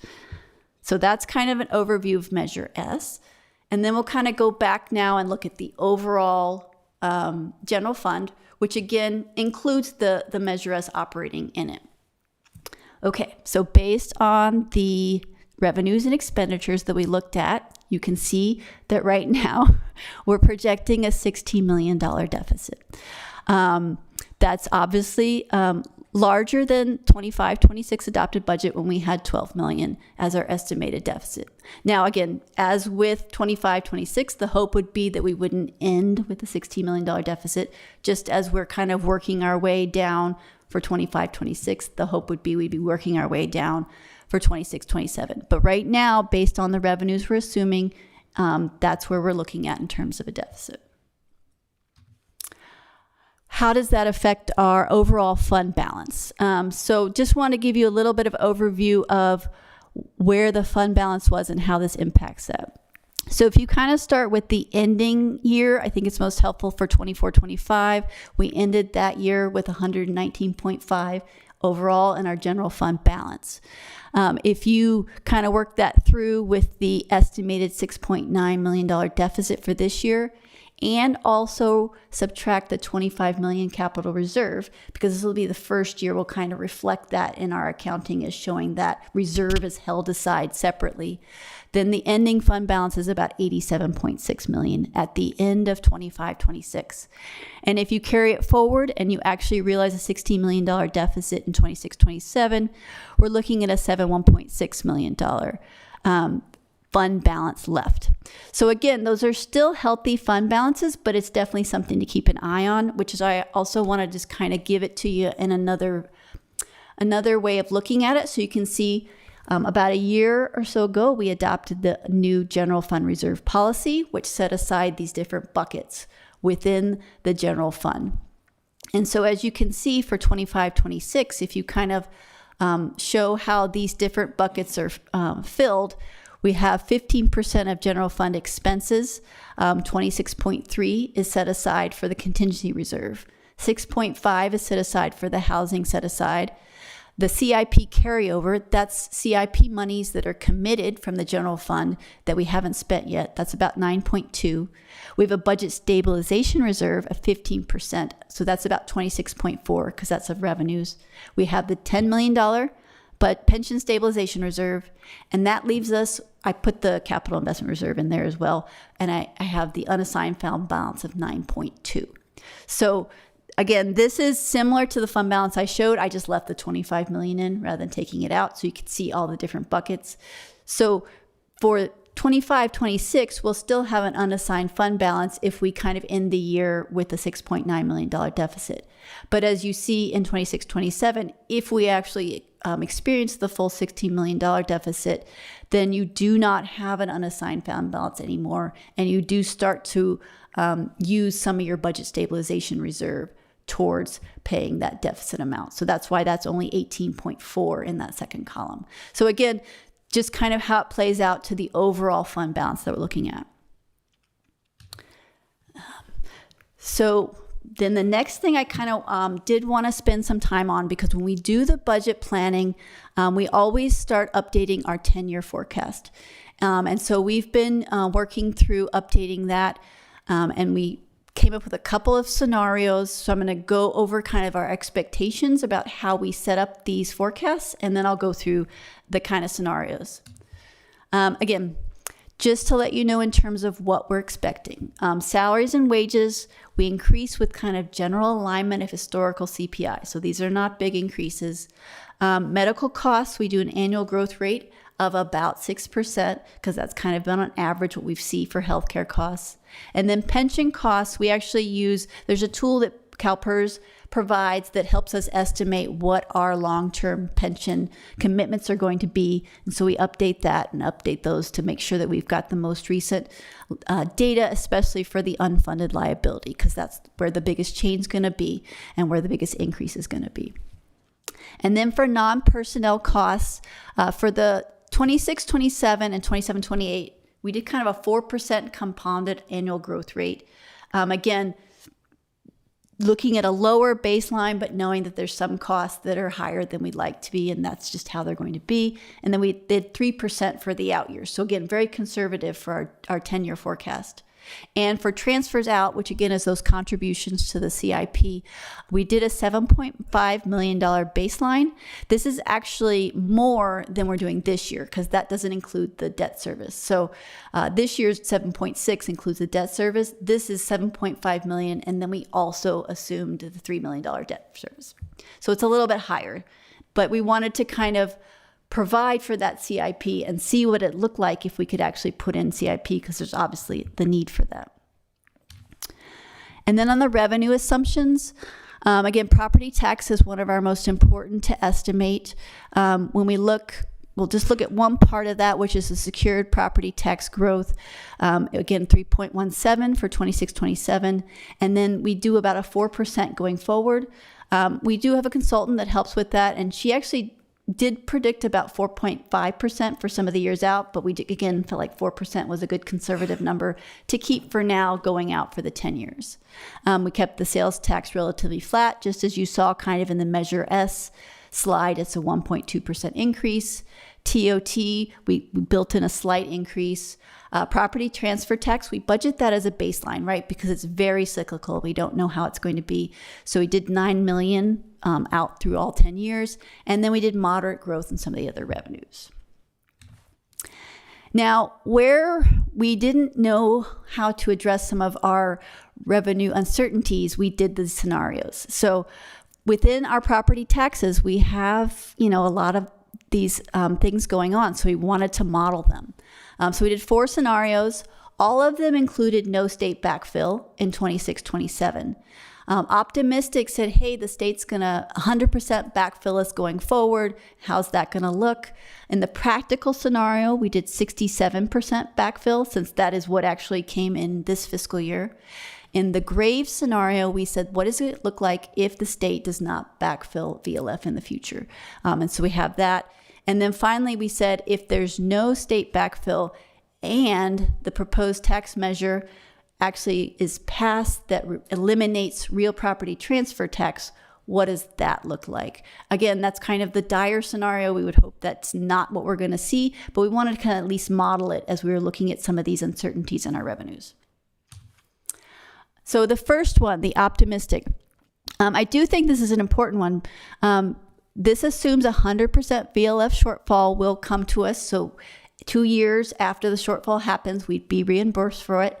It does assume 3 more school districts will move to basic aid status from non-basic aid. So that is a change. We don't know 100% how that's going to happen or not happen, but we like to model it just to kind of see. And it's an assumption we have used in the past. The county's been a little bit more aggressive in that, and we felt like 3 was the right number to use, at least for this 10-year forecast. And that is in all the scenarios the same, that 3 schools move to basic aid status over the time of the 10 years. So as you can see from this is getting our full VLF back after every 2 years.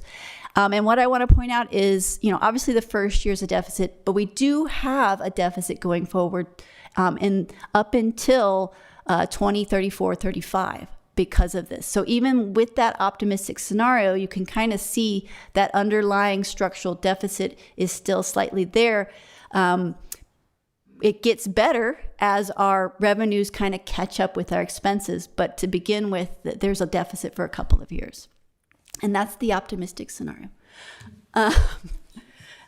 So then I go to a practical scenario. Again, 67% of VLF coming in. This is not as extreme.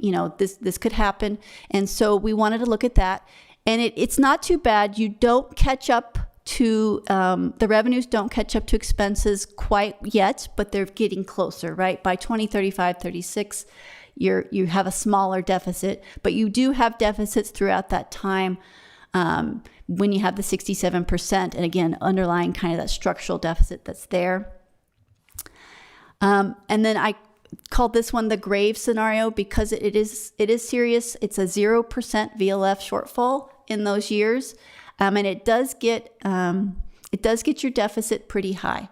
And again, the VLF is probably about 15% of the VLF shortfall amount is about 15% of that property tax revenue. So it's a significant amount, and it does get larger. And again, if the non-basic aid school districts do move to basic aid status, it gets larger. So that's why partly some of these get larger, because I'm assuming that transition is happening. So you can see the deficits there. You can see in this scenario by 2030, 31, you're getting to use up the fund balance. So definitely actions would need to be taken before that time. And then finally the dire, because we wanted to look at it. Again, we don't know where the real property transfer tax proposal is going, but based on how it's out there right now, They would eliminate real property transfer tax 2 years following a potential approved ballot measure. And so that is how I've modeled it here. So there's no VLF shortfall, and there's also a loss of property transfer tax. You get half of it in 28-29, and then it's gone starting in 2029-30. So again, it just shows you how quickly your deficits can increase at that point and how quickly you go through the general fund balance. So again, something like that would be dire and would need to be addressed immediately based on how large that would be. But again, we don't know where that's going to go and how that's going to go just yet. We're keeping an eye on monitoring it, and hopefully we'll have news to share with the council when it's out there. Let's see. And then finally, I did want to just kind of remind everyone about our fiscal sustainability activities, because this again has been a part of our budget planning. It's a part of our budget monitoring. We do continue to look at expenditure controls, revenue enhancements. The cost recovery keeps moving on. We look for grant opportunities where we can. And of course, we're addressing those economic development work plan activities. So again, for the budget, obviously the expenditure controls and any new ones that we can come up with during this period of time are important. We have, for example, continued to deduct less in workers' compensation from the general fund and other funds, because the workers' compensation fund has enough funding right now to cover our costs. It built up a nice reserve. So that's one way we're saving money, is by keeping that $1.5 million from going to the workers' comp fund and keeping it within the general fund. So again, those are things we'll continue to look at. We'll continue to update you as we have new things on that. And with that, I am done, and I am here for any questions you might have on our budget preview. Thank you very much. At this time, I'd like to open this item for public comment. So if you're in council chambers, you can give us a request to speak slip. If you are on Zoom, you may raise your hand. If you're on your phone, you may press *9. City Clerk, who do we have? Mayor Lorraine, we have not received any requests to speak on this item. Very well. Then I'll close public comment, and I'll ask if any members of the council have any questions or comments.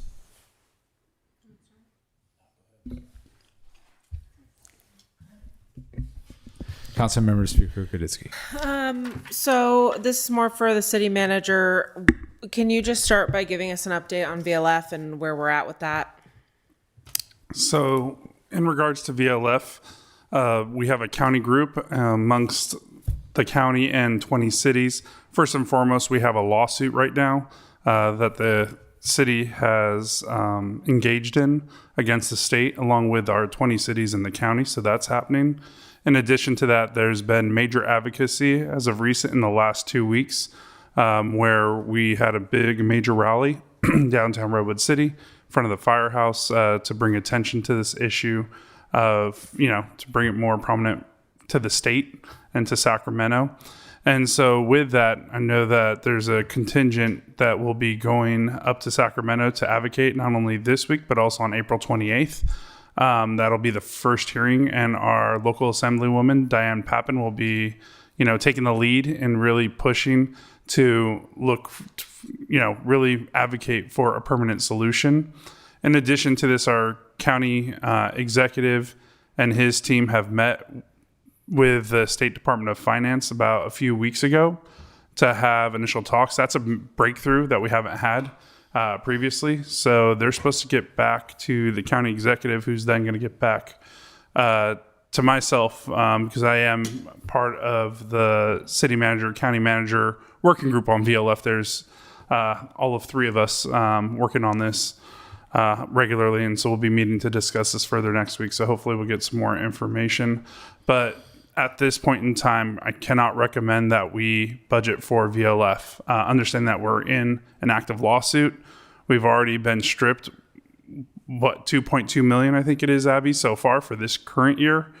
And so it's really concerning overall. And so we're already, as you're aware, we've brought this forward even in the last budget cycle, that we're looking at our 10-year forecast without, even if we had a VLF fully funded, it's about $7 million annually of a structural deficit for the next 10 years. Then you take that $7 million of VLF and then potentially that real property transfer tax. If you would have keyed in on that last dire scenario, the area where my eyes go is the 2030, definitely keyed in. 2031, where you're seeing a $29 million deficit. And so with that, that's an existential threat for this city and our services and for our community. And so with all this, we're going to advocate very hard on VLF here. We won't go silent. We're going to be vocal all the way through the process, and we'll go down without a fight, and we'll fight hard and try to get the money that we're owed. Actually, it's our taxpayers, it's our residents who are paying this, and the state is taking this away from us to provide essential city services. And so we've sent letters giving the equivalence of what this means for us as an organization. And so with that, you'll see the financial sustainability plan. And I know that we have our ad hoc committee on our revenue measure group. In addition to, you saw that we've already made, I'd say, efficiencies, maybe budget reductions of $3.2 million. You would have seen that in the little star over there of just our existing operating costs. So, we're starting to move forward in that direction. And so as a city manager, I have to plan for worst case scenarios and also rosy scenarios. So that's why I had Abby go ahead and show you, all 4 scenarios to be very transparent to this city council and to this community.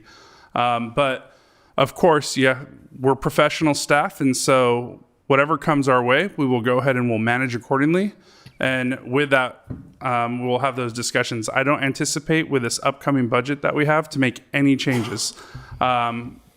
Regardless of what happens in November. November is going to be a big month for us to really understand what our economic future holds because of these ballot measures that are out there can impact us. Can you explain a little bit more about this HR 1 bill and the potential impact with the real property transfer tax? Yeah, so this is a proposition, a state proposition, and it's led by the Howard Jarvis Taxpayers Association. And what they're looking at doing is they've collected, I believe, today our legislative consultant up in Sacramento let us know, they've collected 1.3 million signatures. They only need 800 and I believe like 50,000 signatures to get this on the ballot. Should that pass, it would retroactively get rid of the city's real property transfer tax that our residents voted for. Specifically, Measure CC was approved by 71%, a super majority of our residents, and it would actually get rid of that. And so with that, we're relying on about $9 to $10 million. Well, I think it's $9 million, what we showed here in the presentation tonight. And so losing that, if we lost VLF of $7 million and another $7 million structural deficit, it's not looking too good. But we'll continue to work our strategies and make sure that we're on solid financial ground as a city. I always say we've been here 130 years. We'll be here for another 130 plus years at the same time, and we'll find a way. And then just last question / comment. So insurance up 20% and then PG&E as well. Is that something we can follow up with our state legislatures on? Because also on Nextdoor, a lot of residents right now are talking about their PG&E bills and how there's sudden inconsistencies and things are going way up. And it's just interesting that the city is also seeing that. And I know that they also changed the structure in which they're kind of showing their bills and other things to the public. It used to be very clear how water, electricity, all of these things were delineated, and they've since removed all those graphs. And so people are not really sure why there's all these spikes in the cost.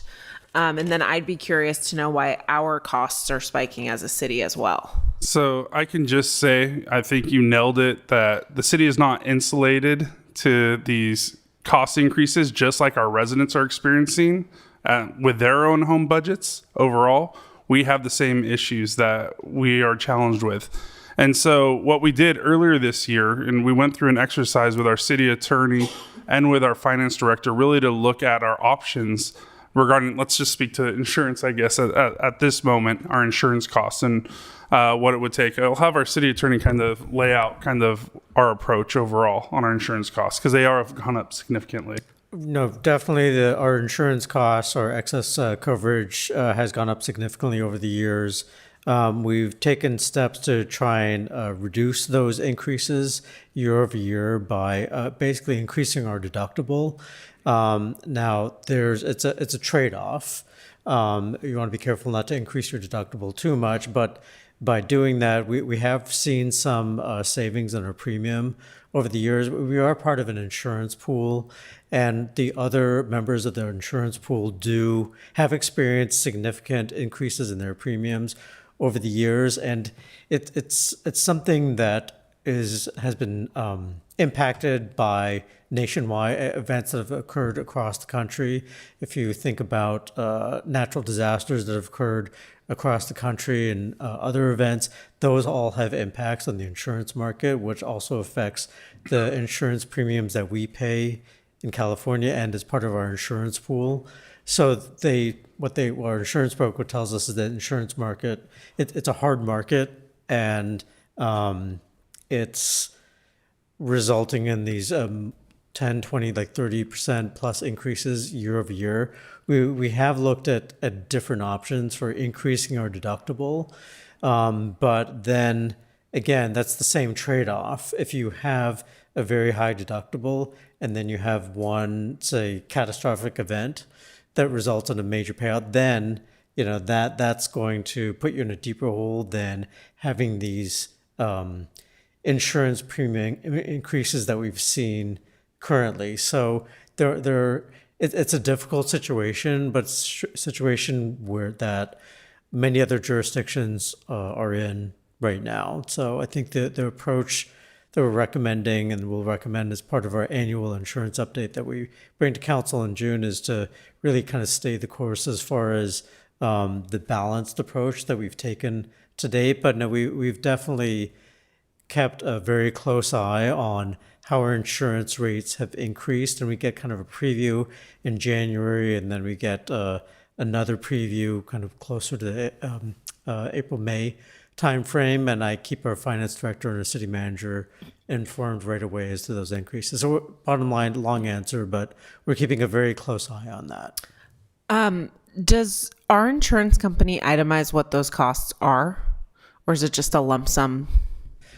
Well, I mean, again, it's not really an insurance company. It's an insurance pool that public agencies up and down the state are a part of. But in terms of the premium, so it's not itemized exactly. There's different kinds of insurance coverage that we get for excess coverage, for other things like bridges, property insurance, cyber. Like there's different types of insurance, but it's not broken down further than that, because our insurance pool goes out to the insurance markets to get, if you think of Lloyd's of London, like other insurance and reinsurance companies, our pool goes out to see what insurance they can obtain, and then this is what they obtain, and this is what the kinds of coverage and at the amounts is what gets translated to the insurance coverage that we can receive, and then we have to pay a premium for. Thank you. I'm done, but I still want to know about why PG&E rates are fluctuating and going up across the community, if we can also follow up with them too. We can go ahead and follow up with Cal Water and PG&E as well. Thank you. Thank you. Any other questions or yes? Sure. Councilmember Newsom. Thank you through the mayor. I was curious. So I know what real transfer property tax is. I also know what Measure CC is. What percentage of our real property transfer tax is that Measure CC, meaning sales over $10 million, versus everything else? You mean in terms of the dollar values that we're looking at? Right, or even a percentage. Is the sales over $10 million like 3%, or is it 20%?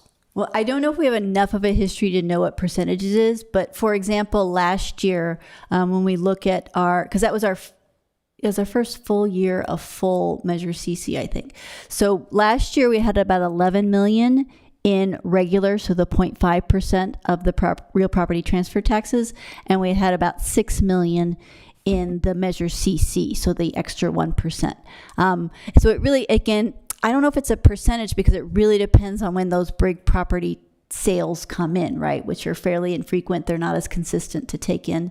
The year before, I think we'd had just a fewer number of transactions, but it had been a shorter year. So I think it was 600,000 of our total real property transfer tax was Measure CC the year before.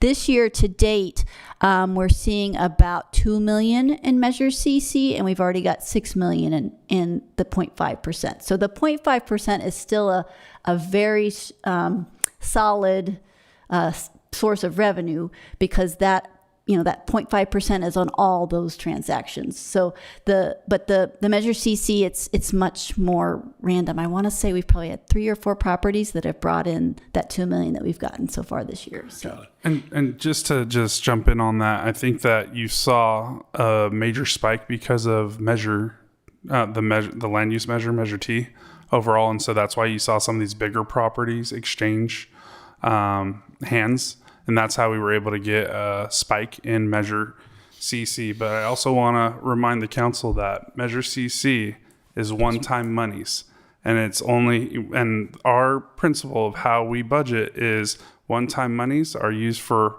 one-time expenses, and ongoing revenues are for ongoing expenses. And so we, when you see earlier this evening when we talk about the CIP using 1.25 million of Measure CC, it's because those are one-time funding for different projects overall. And so I just want to make that clear that we can budget that 0.5% ongoing at, I believe it's the 6 million mark comfortably, because we've seen that. We have history, all of that. It's been with us since, I think, 1976.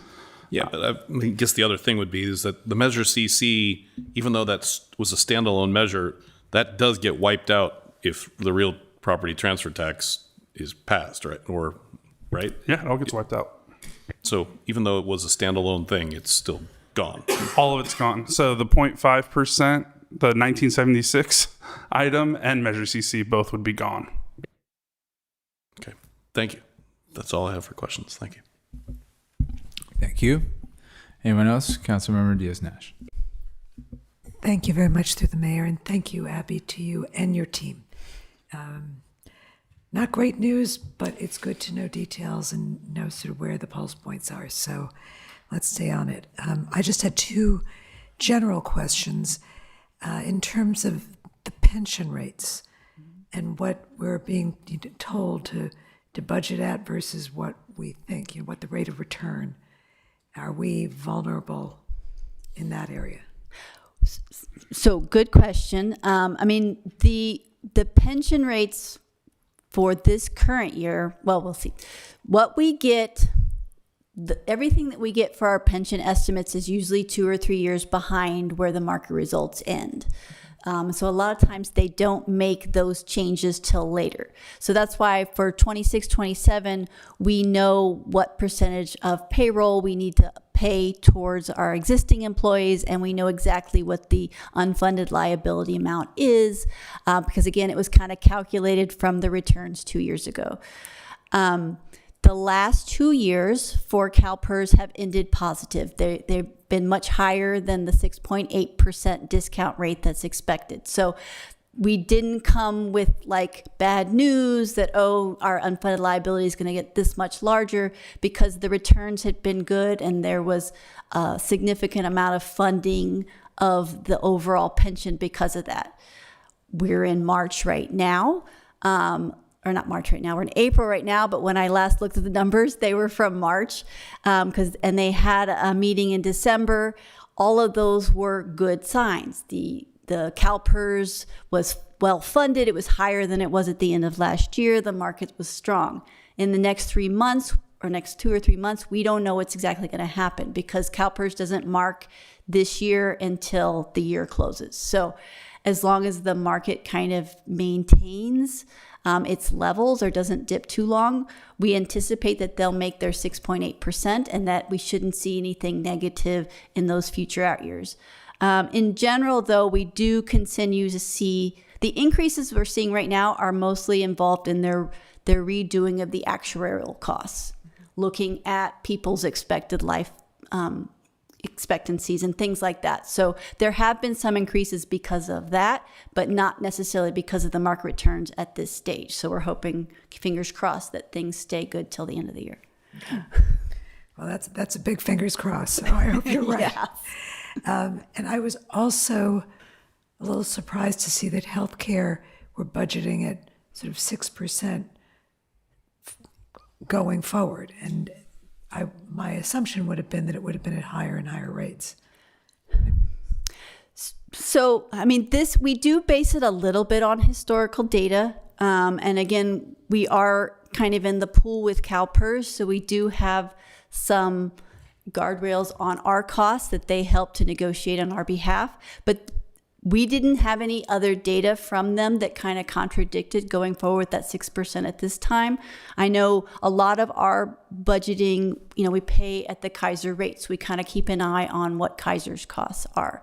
And although they had a really kind of an increase, I don't know if it was the year before, I think 2025, they had a really strong increase, but then 2026, they kind of balanced out that increase. So right now, the data is not showing that we need to be going higher than 6%, but we will keep an eye on it as we get the updated information from CalPERS. Great, thank you. That's all of my questions. Thank you very much. Any other questions? Yes, council members. Apologies. I'm just thinking, in what ways does the city staff look at existing programs and say to themselves, okay, I know that we've been doing it this path for 30 years. What if we branch out and do something totally different? So I'm going to give a hypothetical, totally made up. This is not real, but hypothetical. So like the lagoon, right? I know we put it out to bid. There's nobody here, I think, that wants it dredged more than me. But what if hypothetically we partnered up with Foster City and bought our own trawler, right? And we were self-dredging that. Like, do we look at these types of out-of-the-box ideas and go, is that cost effective or cheaper than the way we've been doing things? Absolutely. So what I ask our public works director to do, we have to look at all different, no, it's not even hypothetical. It's actually what we actually will look at overall, because that's us doing our due diligence as staff to really do cost benefit analysis. That's, really the standard, from a foundational standpoint. That's good public policy overall. And so you got to look at all the different options that you have at your disposal to make sure that you can get the best still.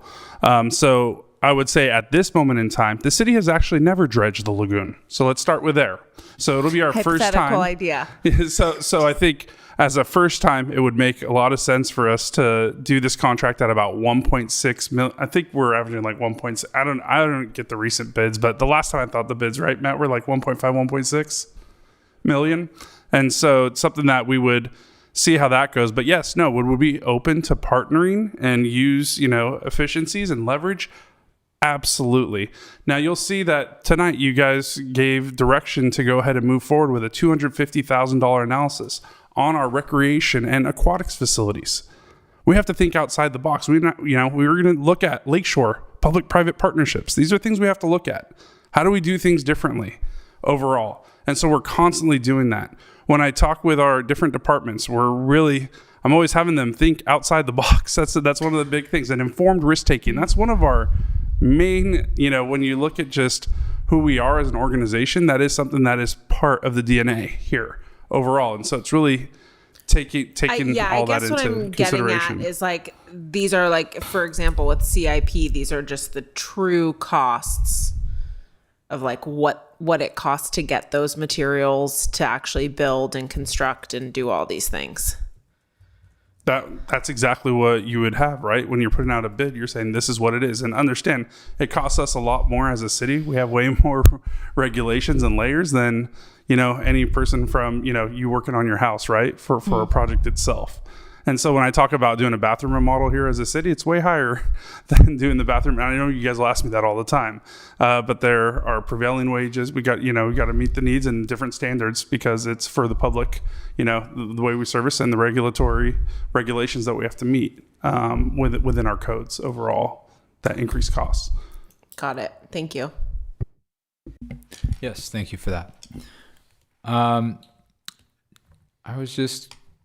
I feel like just a clarifying question related to PG&E, because my understanding is with regard to electricity, like the city municipal facilities might be powered by Peninsula Clean Energy, but we still have costs from PG&E related to transmission and some other things, but just making sure that's the case. Yeah, we're in the 100% renewable category, actually. So we're in the highest tier with PCE. Mm-hmm.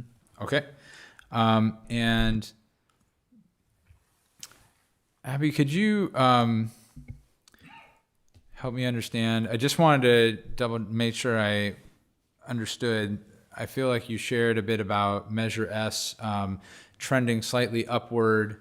And I was curious, is that different from the sales tax trends we're seeing? And if so, could you please help me understand the difference? So no, the two trends are fairly related. I think what we showed for 26-27 with the sales tax was flat, but when I put overall sales tax, so both the 1% as well as the Measure S, we are putting in about a 1 to 2% increase over those 10 years. So because for Measure S, I was giving you a 5-year forecast, you could see that 1 to 2% kind of going out. So that's why it had a little bit increase, because we were looking at the other 4 years besides just 26-27. Okay. Thank you. I appreciate that. Yes. So sobering forecasts. And even with just not getting VLF, in the dire, is that the yeah, not the grave, but the dire situation. I share colleagues' thoughts in appreciating the sober look at what we have ahead, but we are working toward doing what we can to persist. So I would say, one thing that I'm so proud of as a city manager of this city is that previous councils, this council, previous administrations, this administration, were really fortunate to have a solid reserve to help us weather these storms that we have right now. A lot of cities don't have that opportunity. And, I was on a call with Arnie Croce, who was an 18-year city manager of this city. And, we talk about just what we're weathering here. We're fortunate that we've built this reserve to go ahead and help us so that we don't have to right away have to really make those hard decisions, that we can deliberately take our time, put our strategy together overall so that we know what's coming out ahead. And so I appreciate just what we've done in the past and just how, as a council, you guys are giving us direction. We're conservative overall when we're looking at our revenues and how we are budgeting for these, and then just overall how we're managing our expenses. And so I just want to thank you guys for your leadership. I want to thank our great staff for everything that we're doing to really put us in a position so that we can react and respond in the best way possible to really support this community as we provide the essential city services that they deserve. Thank you for that. We can end on a higher note on that item. Thank you, Abby, for the presentation, and that would conclude item 17. And we can now move to reports, announcements, and committee updates. Who would like to start? Councilmember Sviher-Guditsky. Yeah, so a couple things. This Saturday, the 25th, Max Mountainer, along with other residents, have organized like a community bike ride to the 3rd and Norfolk intersection for like a ribbon cutting for the new infrastructure there. So if anyone wants to participate, can reach. What time is it? I believe it's at 12 to 2. I'll double check when the bike ride starts because it's coming from different locations. Are we the city cutting the ribbon? I believe so. Yes. So if you can attend, there's. No, I thought it was in my head. I thought it was maybe before the Bayfront cleanup, but it would actually make would be nicer if we did it after, so it would be good to get. I'll double check. Yeah. But there is that happening. Max, if you're listening. And then there is the Bayfront cleanup 9 to 12 as well. I did just want to share, since I know senior hubs was a big topic for this council, I did receive a note. Unfortunately, my phone died, but I did receive a note from a senior that shared about 2 programs that they went to in the last few weeks with the senior hubs. So they were both kind of like, the first one was a plants kind of nature update, and the second one where there was about 20 seniors that went on a walk around the city with the city arborist. And there was really positive feedback about that. So good job. Keep it up. Thank you. Thank you. Would anyone else? Councilmember Diaz-Nash. Thank you, through the mayor. I just wanted to reemphasize what you talked about earlier tonight. San Mateo Celebrates, which is Library Week, and just the tremendous amount of services and programs that the San Mateo Library is going to be putting on. I would encourage everyone to go. There's something almost every day of the week. And Yen Ken Cook is going to be there. I mean, my goodness gracious, don't we? That's pretty amazing. But it's just a lovely opportunity for people to see our library. We have books, but we have so many other things as well. So please encourage everyone to go and attend. Thank you. Indeed, quite a bit going on in April. Councilmember Newsom, did you want to? Sure. Well, I think 4 of us went to the Progress Seminar this weekend. Can only speak for myself, but I thought it was very informative. Got a lot out of the session, so thank you for letting me go. Also, I attended the commute.org. Well, I wasn't able to attend the commute.org meeting in person this past week, but I did watch the whole session online.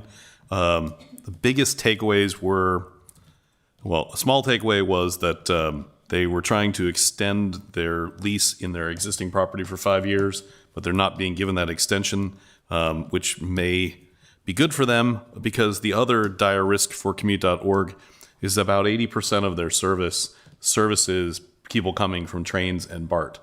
And so it goes back to the transit measure. If the transit measure doesn't pass, it's going to put commute.org in a very precarious situation, in that they won't have people to move because they tend to focus more on the last mile.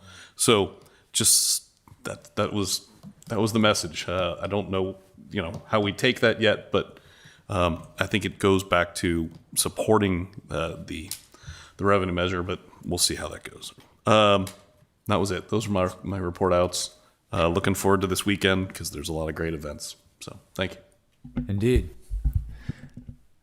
I would like to mention that I appreciated the opportunity to cut the ribbon at Johnny's downtown. It's a second location. They have one in Half Moon Bay, and now they've brought one here to San Mateo. Councilmember Diaz-Nash was on hand, and I hear that the grilled cheese and tomato soup is really good. So make sure to check it out. And it's a great occasion. It happens to be the last leased piece of brick line as well. So good to see transit-oriented development near our train station working well. I wanted to thank Deputy Mayor Fernandez for joining me in a meeting about our approach to boards and commissions, and just exploring possibilities, and looking forward to the upcoming interviews for folks who have applied. And I'll just repeat the call out to make sure anyone who's interested to please do so this week. And I think that might be all I can remember to share at this time. Yes, please. Sorry, just one thing.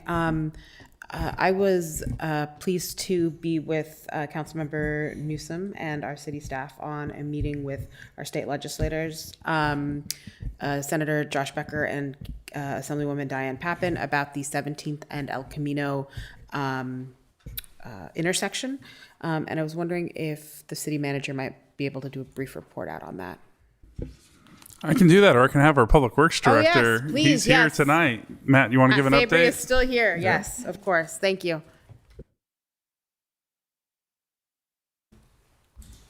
Good evening. Yes, we had a virtual meeting with our state legislative representatives as well as Caltrans staff to talk about desired safety improvements at the 17 and El Camino intersection.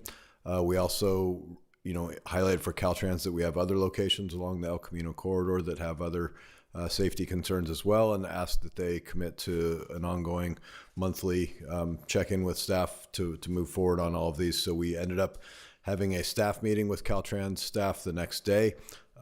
They had quite a few people that joined the meeting. We talked about the recommended safety improvements, including trying to get an exclusive pedestrian phase at 17th and El Camino Real that would prevent having conflicts between pedestrians going east-west through the intersection as well as vehicles.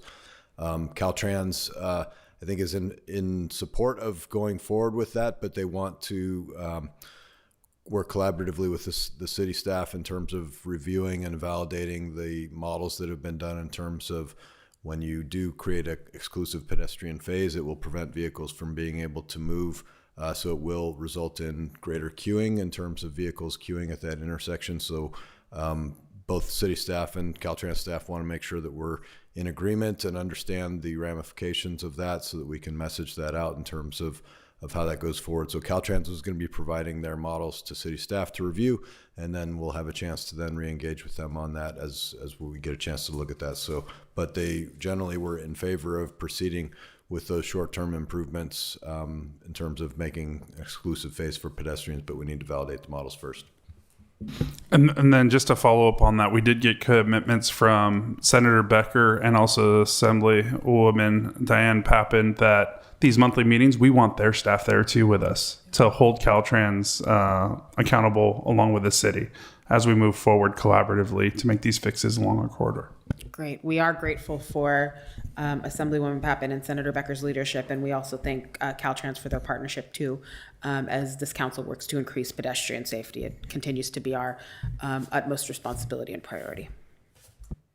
And could I ask, when will there be some type of public communication about the meeting update? So we did discuss that, and our plan for that is to make an update to the transportation safety webpage and to go ahead and follow up with all of the people who signed up for our email updates and notify them to check back with the webpage and send them a link to the updated information that has a follow-up with the meeting update.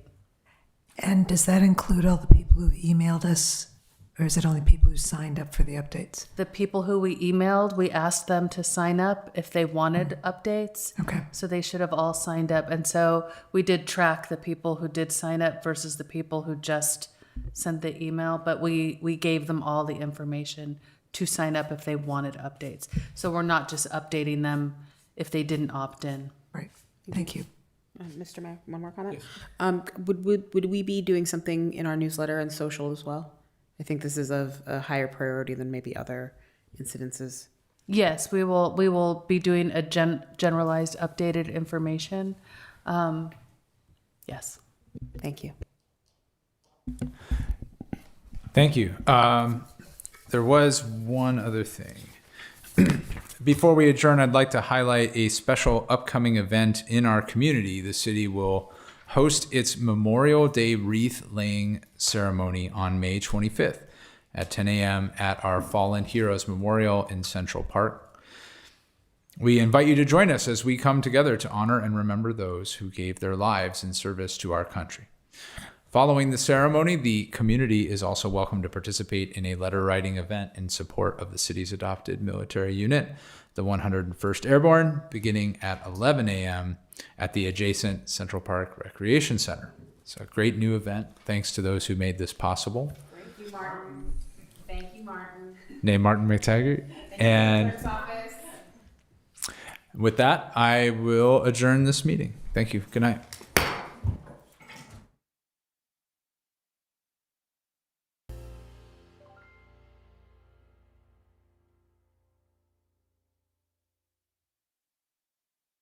you.